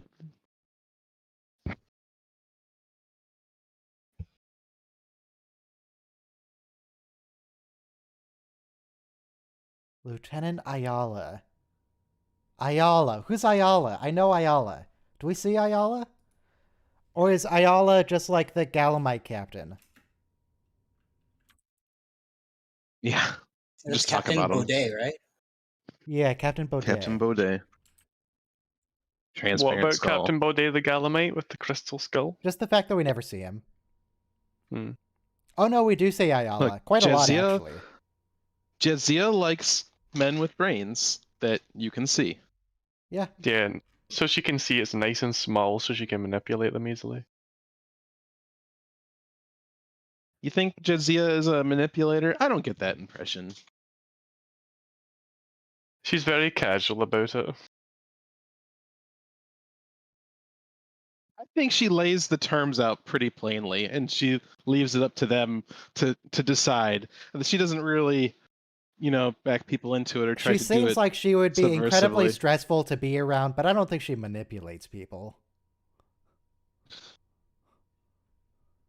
I think she Never would just a moment lay of it all out. relaxation If you around want to date Jadzia. me, She spends an here's awful lot what's of time involved. being like really intransigent, and you have to figure everything out and all that sort of stuff. You basically have to chase the tail of Jadzia the whole time. I don't know. Jadzia's why Tinder it's bio just- would absolutely say, "I'm so sarcastic. I speak fluent sarcasm." My ex was like, something was wrong, but she wasn't going to tell you. You had to figure it out on your own, otherwise it didn't count. Yeah, that's what Jadzia is like. I don't know about that. But what is wrong She's with your constantly like that to hair? Worf.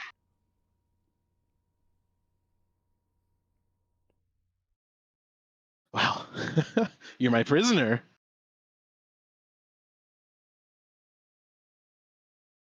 Human.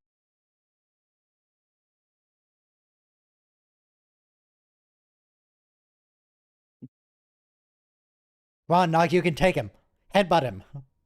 You have a ridge. That would do some damage. If that's a bone. Hopefully it's not cartilage. Otherwise it'll just flap on him. Well, it is latex. There's probably some foam in there. Bone. Bone, foam, Bone. FOAM. BONE. Banana, orange, nectarine, eggplant. I don't. Bone.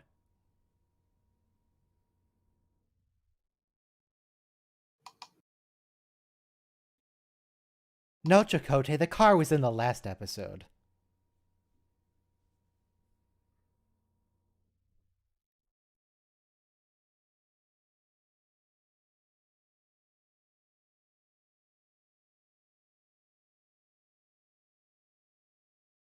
He doesn't get it. Yeah, no, Nog's just gonna be executed.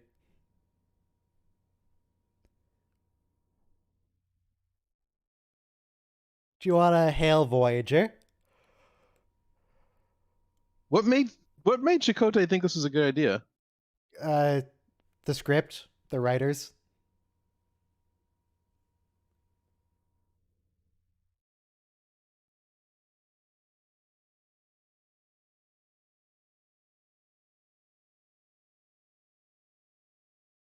He's not your enemy. He just wants to chill. He just wanted to show you his Chakotay and chill? birdwing collection. No, Kuchimoya and chill. Yeah. He's a What do you call child, it? Argos. Vision Quest and chill. What? I wasn't saying that. That's where Yes, you your were. mind went, not me. He was just going to show him his stone collection thing and take him to the spirit animal world or whatever. What would Nog's spirit animal be?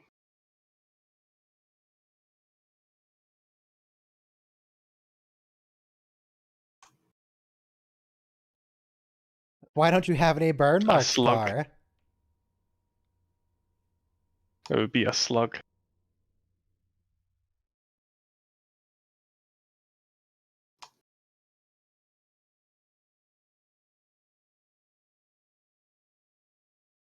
Why didn't you stab him then, Nog? If you're so big and strong.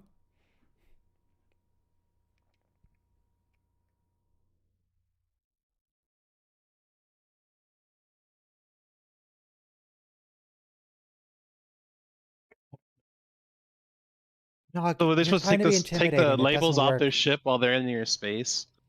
Is that what they're supposed to do? Take the livery off the ship? I like that word, livery. Livery. Livery? Livery. Livery. Livery? I don't know. Livery.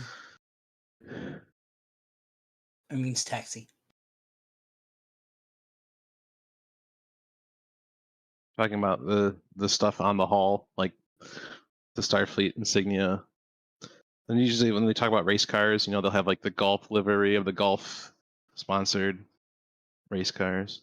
The Kazon are even duplicating the Klingons in that it's foggy in their ships. What's with the fog? They have substandard atmospheric processors. Because they can't upkeep the Trabe atmospheric processors.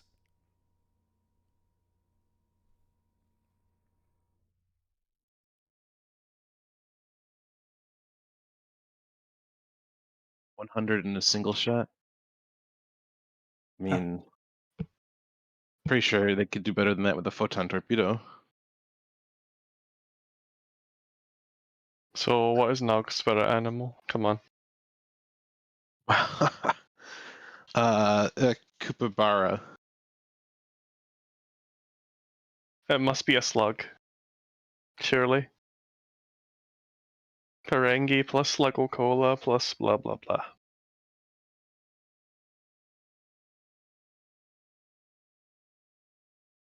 So what's your guys' Kazon names? Ugly. Jal Argies.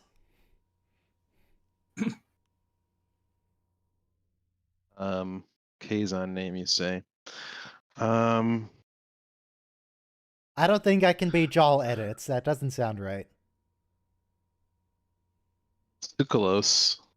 Sucralose raw. Okay, sucrose raw, got it. Sucralose. You know, like Sucrose. the Ancient Aliens guy, because he already has that haircut.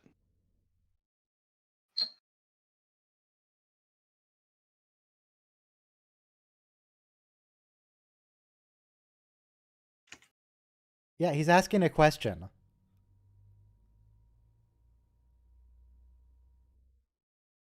Wouldn't they have debris there? Like, boy, this is debris consistent with the shuttle and the mass and type of material. Ooh, a skull. My Keizo name is Janeway. Get it? If you say so. Because I killed Janeway. Why'd you kill Janeway? Why not?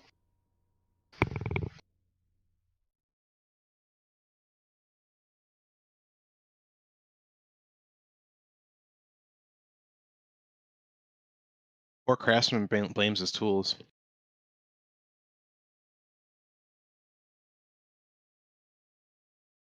Shoot him.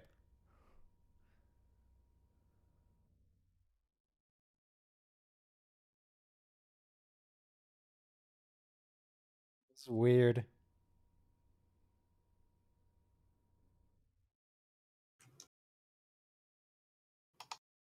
Is it bad to be forgiven? Apparently. Doesn't that mean he's going to like get executed or something later? Well, he's going to be executed either way. Maybe it's like you're so weak and small you need my forgiveness, you need my protection. You're so fragile.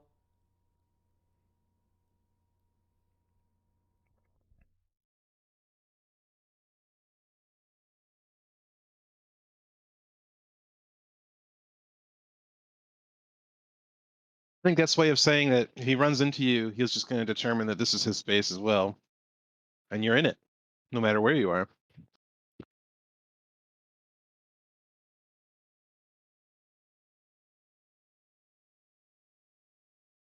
How are they a threat to you? They're just passing through. Leave them alone. They'll be gone in a day. They don't believe him.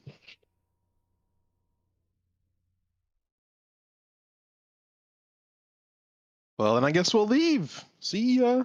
Bye. Why would he waste food on him if he was going to get executed? If you're gonna execute Chakotay, just execute him. Just stab him or shoot him right there. Yeah. Look, you never execute someone on an empty stomach, okay? It's They're just not clearly good. Why not worried not? It about would be much cleanliness easier on the ship. to deal with the body if it's not full of food.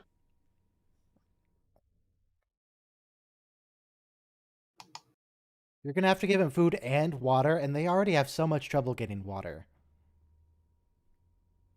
Well, if you want to go the Fields route, when my dad was dying, they wouldn't feed him for that same thing. And one of the few times he was lucid, he said he was starving. So, Did you I stick don't him know. a chocolate bar? No, he would aspirate it on any type of solid food.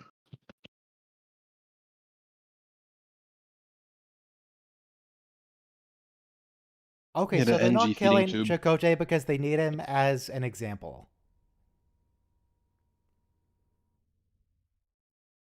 Yeah, Chakotay, you really don't know who you're talking to, do you?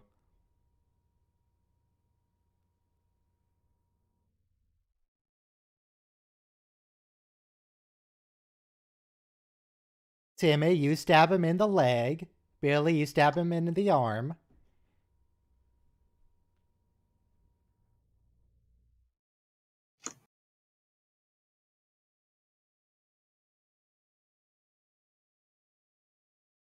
This is indoctrination.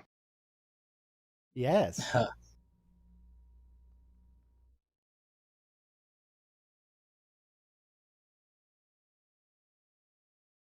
Do you think they would get their name immediately if they, like, snatched the gun from him and just fired?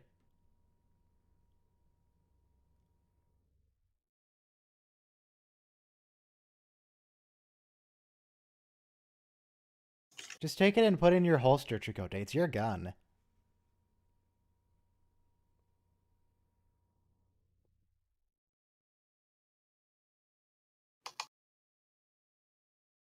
Oh, really? Wait. They're gonna free him. I kind of believe him, actually. I think he would let him go.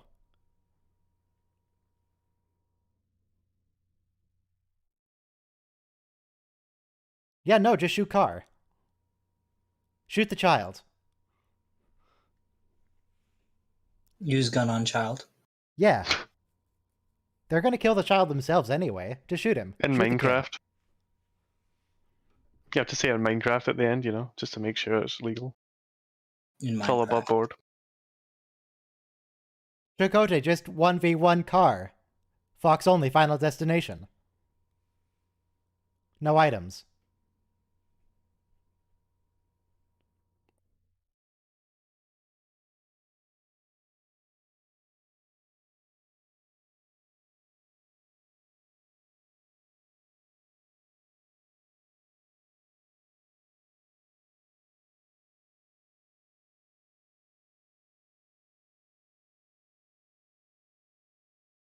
Go on, Car.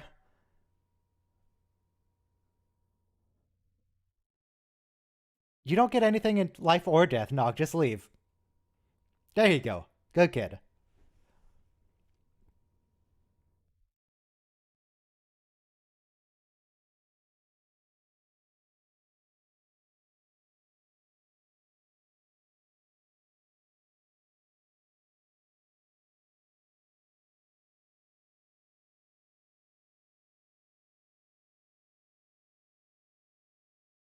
Alright, looks like this is working out great.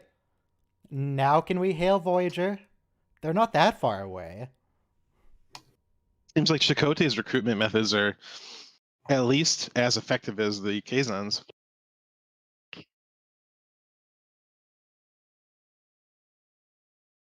Outmaneuver them. Then what? Well, outmaneuver them indefinitely at impulse speeds?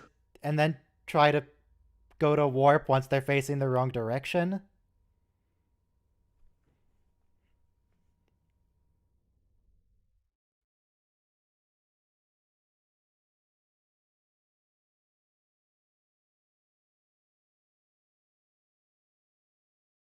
Wait, is there a reason that's been said on screen why he doesn't hail Voyager? Because they're only like 3 or 4 light years away. That's in hailing range. Is he just putting out like automated distress signal? Just call them. Voyager can be here in like 3 minutes. Can I phone a friend?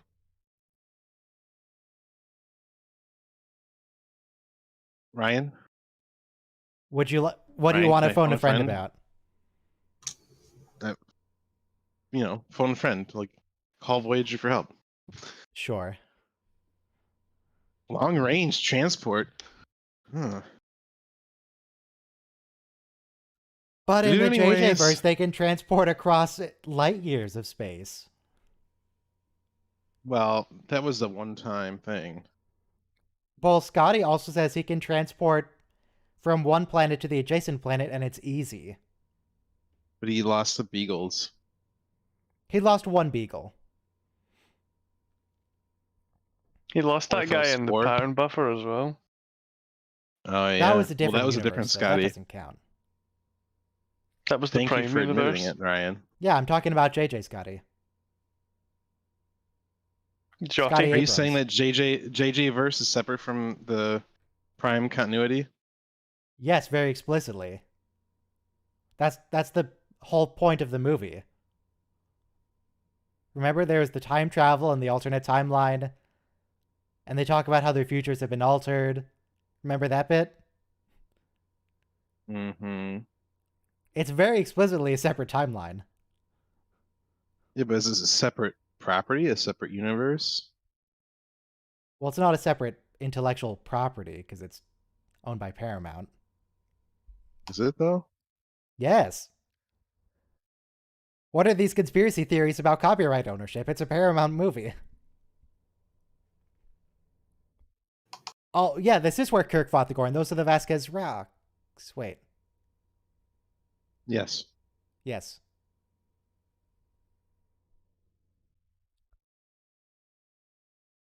Is it? Yeah, they even reference Is the it JJ still a universe battle if it's only in one way? Discovery.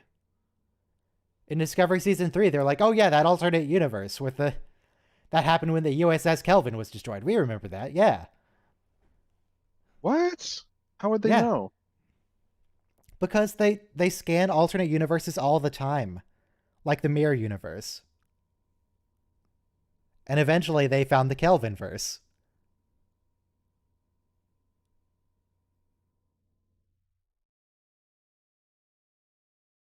And there's also a guy from the Kelvin verse who somehow transported to the Prime Universe and just became a Starfleet officer in the Prime Universe. They should scan and find our universe and then see us watching them scanning us. Well, I assume they found in this each infinite other. loop. And just the universe actually unravels when you do that. Also in JJ verse, the Vasquez rocks are shown on Vulcan, except there's like 30 Vasquez rocks. Just the entire surface of Vulcan is Vasquez rocks. One geographic feature, and that's the Vasquez rocks. And it's found all over the galaxy. The rocks in the cave, it's all, planets are very uniform. Also, this is still the same set in Los Angeles. The same quarry.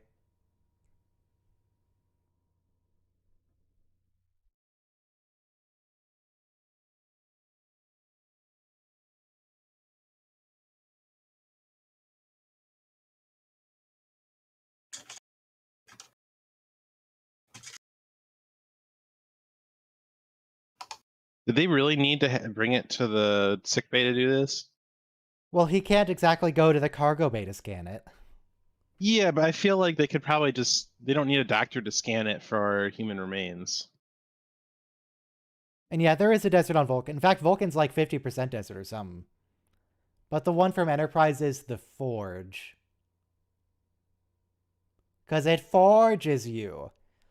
And it's where Surak walked through, and it was all hot.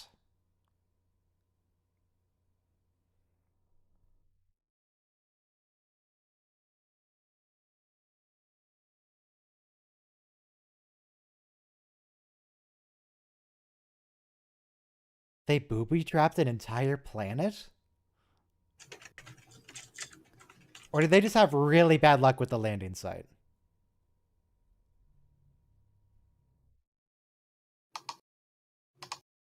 What you clicking on? Sorry.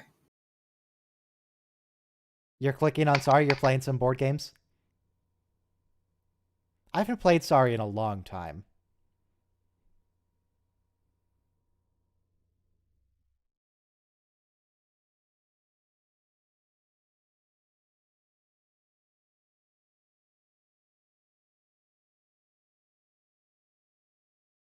So, Michael, how do you feel about Nog's writing?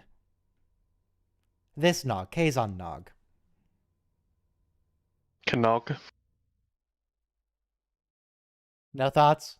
No thoughts whatsoever? It's cool. He's saving them for the end, remember? Ah, of course. Excuse me. Yeah.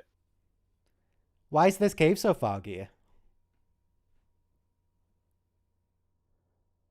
Why is everything in the galaxy so foggy all the time? It's just humid. I live in an area with default is 100% foggy. humidity. It does not look like this. Are you next to the sea? Yes. Oh. I mean, it's Where's the foggy fog at? sometimes, but the whole galaxy seems to be foggy 100% of the time. Maybe the default is foggy and we're an exception for lack of fog.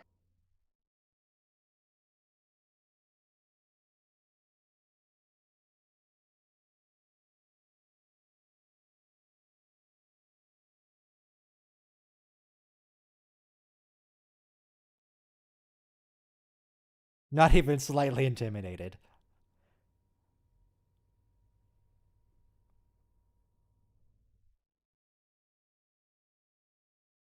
Also, he left the Federation, kinda. Tried to.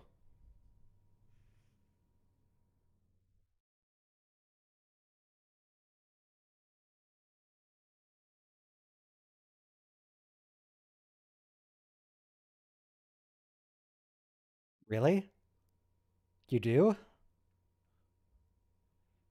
No, I think he's taking like sarcasm. Every day I wake up and say, "Thank God my name is Ryan. Thank you, Mother and Father, for this gift of Ryan."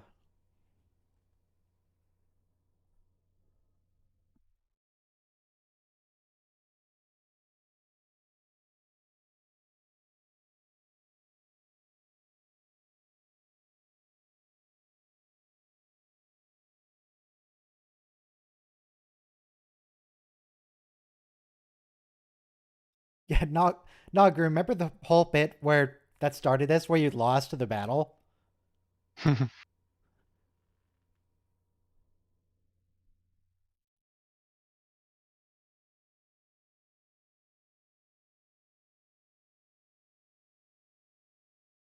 You don't have any territory. You don't have anything. You have some gloves, and that's it. It's interesting that Chakotay's the one that's like trying to mentor him, because out of the Starfleet crew, he's probably the one that's like comes from a culture most like his. It might even work to do it the Maquis way and punch him in the face. That would ruin the makeup. Well, you don't have to actually touch him. You just put in the sound effect after.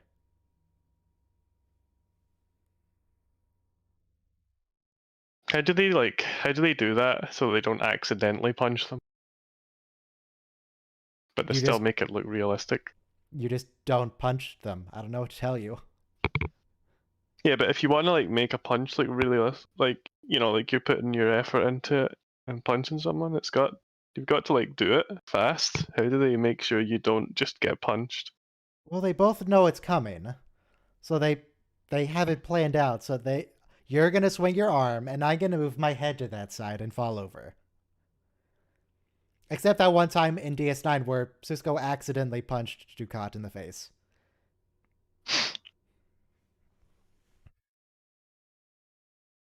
Which, it was okay. I have to say, Mark Alimo was a lot less resistant to punches than Gul Dukat was supposed to be. Went down immediately. What, really? Like Yeah. knocked out cold? No, he wasn't knocked out, but he did get punched in the face full force by Avery Brooks, so. And that's He's the a take large they man. used. That's Avery not the Brooks? take they used. Is Avery Brooks a is big large guy? man. He doesn't look that big. He's bigger than Mark. He's bulkier. He's got that power.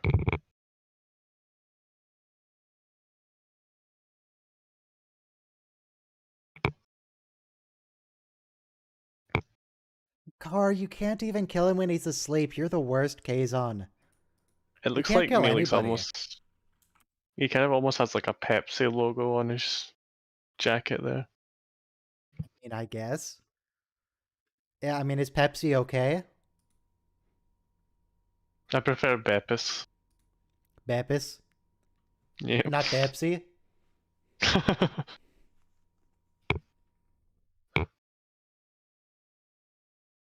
Wait, where's Captain Janeway?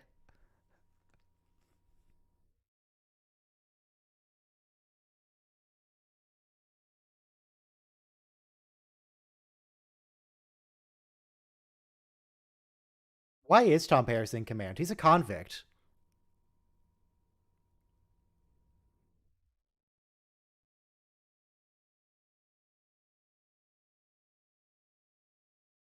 I like how he had the enunciation correct. Chakotay. Yeah. Chakotay. Except Bolana in season 1 calls him Chakotay. Like chocolate. Hmm.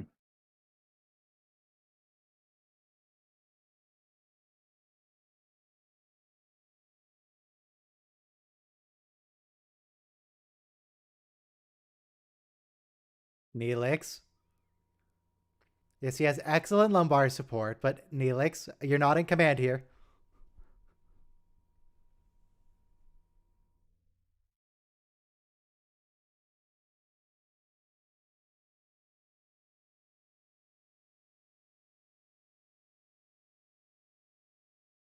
Would it?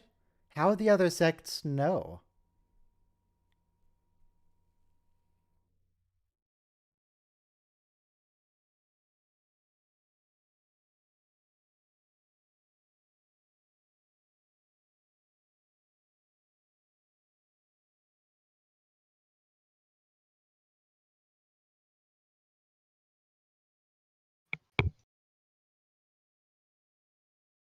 Why? What's that for? Like, if someone is about to pass the test that you really don't like, you just detonate it? What? Crack the crust. Crack the crust. Do they live stream the exercises, and if people donate enough, they explode? Yeah, maybe it's like a stream goal. Like, if you donate 1 million jubillion whatevers, then At 1,000 subs, we'll have a skeleton reveal. God,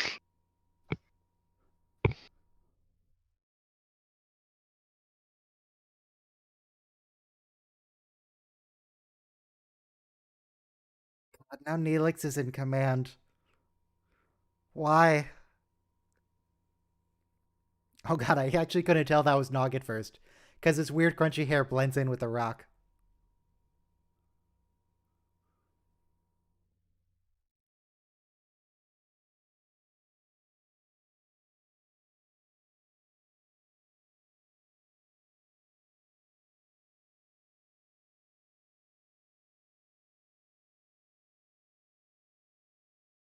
Ogla warrior?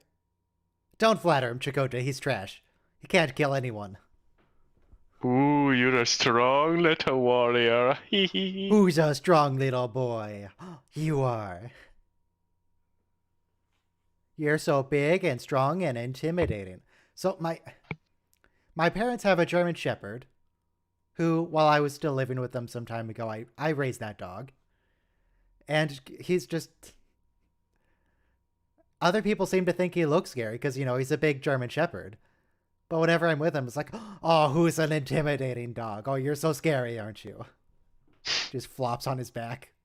In fact, I taught him a command. I taught him intimidate, which when he gets the intimidate command, he flops over onto his back. And nobody gets it when I make him do it, when I tell him to do it. Everyone's just like, oh, that's not intimidating. It's like, yeah, that's the point, Karen. Can I speak to your handler?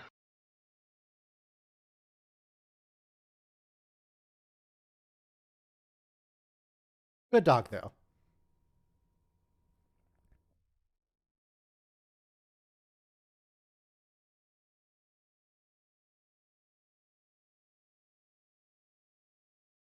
What? Why? Why would they help? It's gotta be a trap, right? Yes. Is Seska still on the Voyager? No, she beamed off. She's dead. Oh, she She's beamed not out. I thought dead. she was dead at this point. We're not there No, yet. she's fine. Sorry, Is spoiler. Seska about to make an appearance? I don't remember. No, I don't think so. That's what's the season 2 finale, season 3 opener when Seska still She has to do steals the the thing ship where and then she they get it says she's back. carrying Chakotay's child. She still has to communicate with Karth on the ship. He gets a Karth. crush on her. She's Weird. got a lot of betrayal to do still.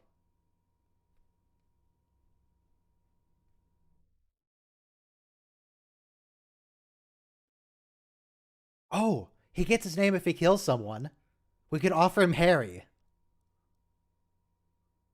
No, not you, Chakotay. We already said he doesn't get a second chance with you. Kill Harry. Yeah, there's loads of spare Harrys.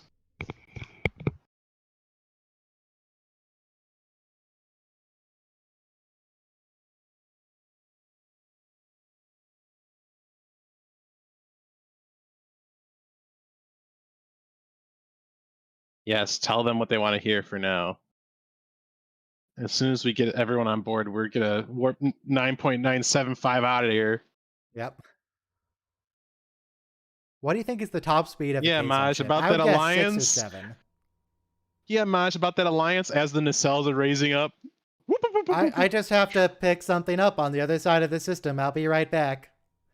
Galaxy. I'm gonna go out for a gallon of milk. Be right back. And he's like, "Oh, that's what my father said." Oh yeah, there's a huge field of Leola root on the other side of the galaxy. We just need to.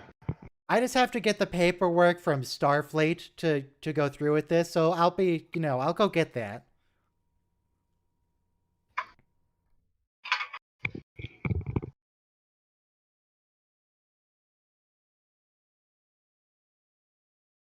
Would white resuscitate? Why didn't he just give him a phaser and put it on stun and pretend? Pretend to be dead.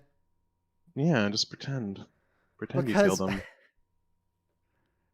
I guess this way Nog doesn't have to and say, yes, I did kill him. Just, briefly.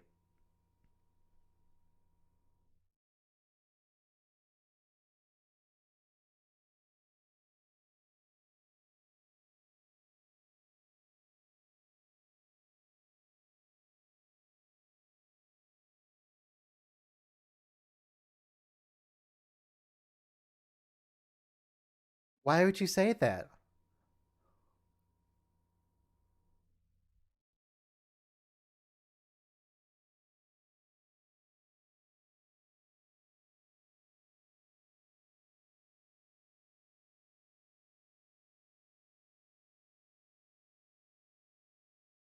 Okay, so they deliberately let themselves get captured.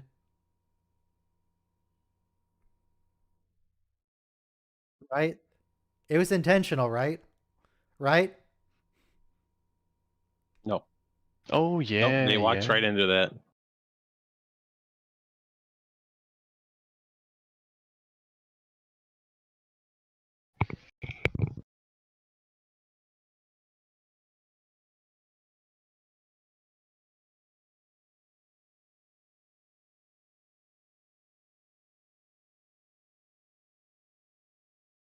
Well, we already said that he can't earn his name now.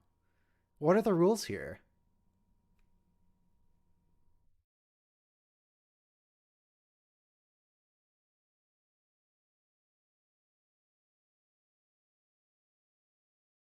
Yeah. Oh. Well, that worked. Rip.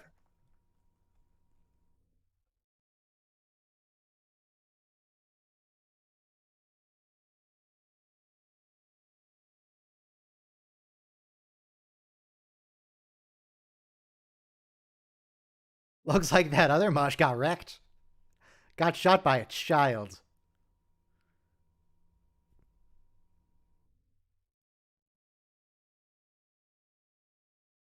Do we want Nog to follow us into battle?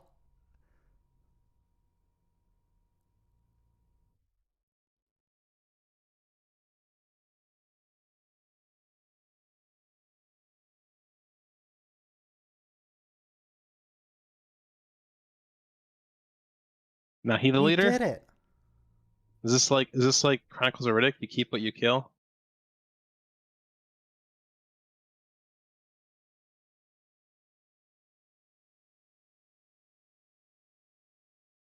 He really meant to say his thanks. Yes. I don't know if that's a good precedent you want to set, though, Mr. Maj. You're just going to get executed yourself. Chakotay could have just screwed him over and said, "You're welcome." So he beamed away. Like, what does he mean by "you're welcome"? Ah, nothing. Nothing at all. It's a human expression. It means I fear you. Yeah, exactly. It means I'm big and strong and scary.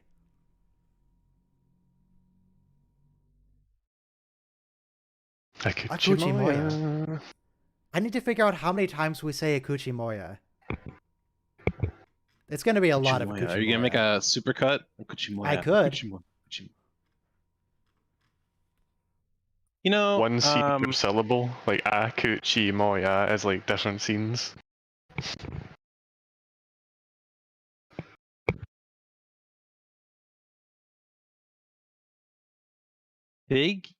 I recently saw some people. I had seen some talk about, I'm trying to think of the actress's name, Jeanette Goldstein she played Vasquez in Aliens, and they were, saying that why did they have this person playing a Hispanic character, but here Beltran is not Native American either, Nope. right? So He is ethnically Mexican, I believe. yeah, I guess that could kind of be sort of There were Native Native American. Americans in Mexico. It was a whole continent. There is a bit of a divide between the people with greater or complete Spanish heritage and those with more complete, like, Mexican heritage. Anyway, I guess we're done here. Let's see, what's going on next week? Halo. No, not Halo. I'm not done with my stuff. The event on Discord is ended, even though it was ended before, and people said it didn't look like it was ended. Next week, Enterprise, Detained, Vox Sola, and Fallen Hero. Those are pretty good. Vox Sola is weird. Detained and Fallen Hero were good. And then Voyager is Projections, Elogium, and Non Sequitur, and I have no idea what any of those are. I assume Projections either has to do with telepathy or the Doctor. But, yeah, I don't really know. Non Sequitur... Oh, wait, Non Sequitur is the one where Harry kind of goes back in time to pre-Voyager days. Yeah, he's hanging out with Libby. He's working on, like, a shuttle. Hangs out with his girlfriend, designing a shuttle or he something. freaks out. And then they come arrest him, or they try to arrest him. Yeah. He enlists Tom Paris. Who's at the bar for realsies. For realsies. For realsies. No Barkley, I don't think. No Barkley. I mean, Barkley could be in Projections if that's a Doctor episode. Because I know there's an episode with the Doctor and Barkley where Barkley is fake and trying to convince the Doctor to blow up Voyager. But yes, is that... There's an episode where the Doctor comes across That's the in like galaxy season and meets 6. Zimmerman, and Barkley's in it. But yeah, they send a hologram to Voyager that's Barkley hologram, but it got reprogrammed by Romulans, I think. Or somebody reprogrammed it to just. That's a different evil Barkley episode. There are 2. No. We successfully endured 3 more episodes of Voyager. Congratulations. There's only one evil Barkley episode. No.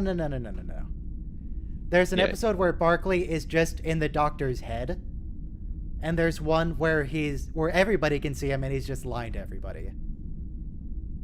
I don't think there's one 2 where evil he's just Barclays. The Doctor said. No. There are. I don't know what to tell you. Look, I'm trying to find the episode. All right, link it to me when you find it. Barclay. Okay, let me Control F. Yes, Projections is the Barclay episode where it's just in the Doctor's head. That's next week. So we are getting Barclay next week. No. Yes. That's Projections. And then, what's the name of the Ferengi Barclay?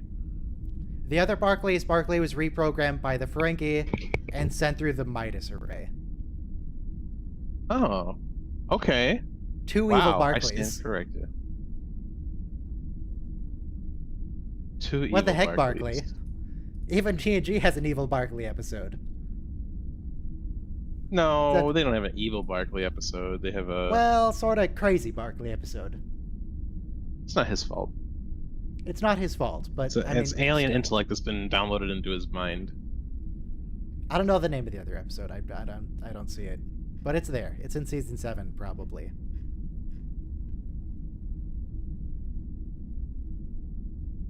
Body and Soul? No, it's not that. Let me just look up Voyager Evil Barclay. Voyager Evil Barclay. It's not Pathfinder.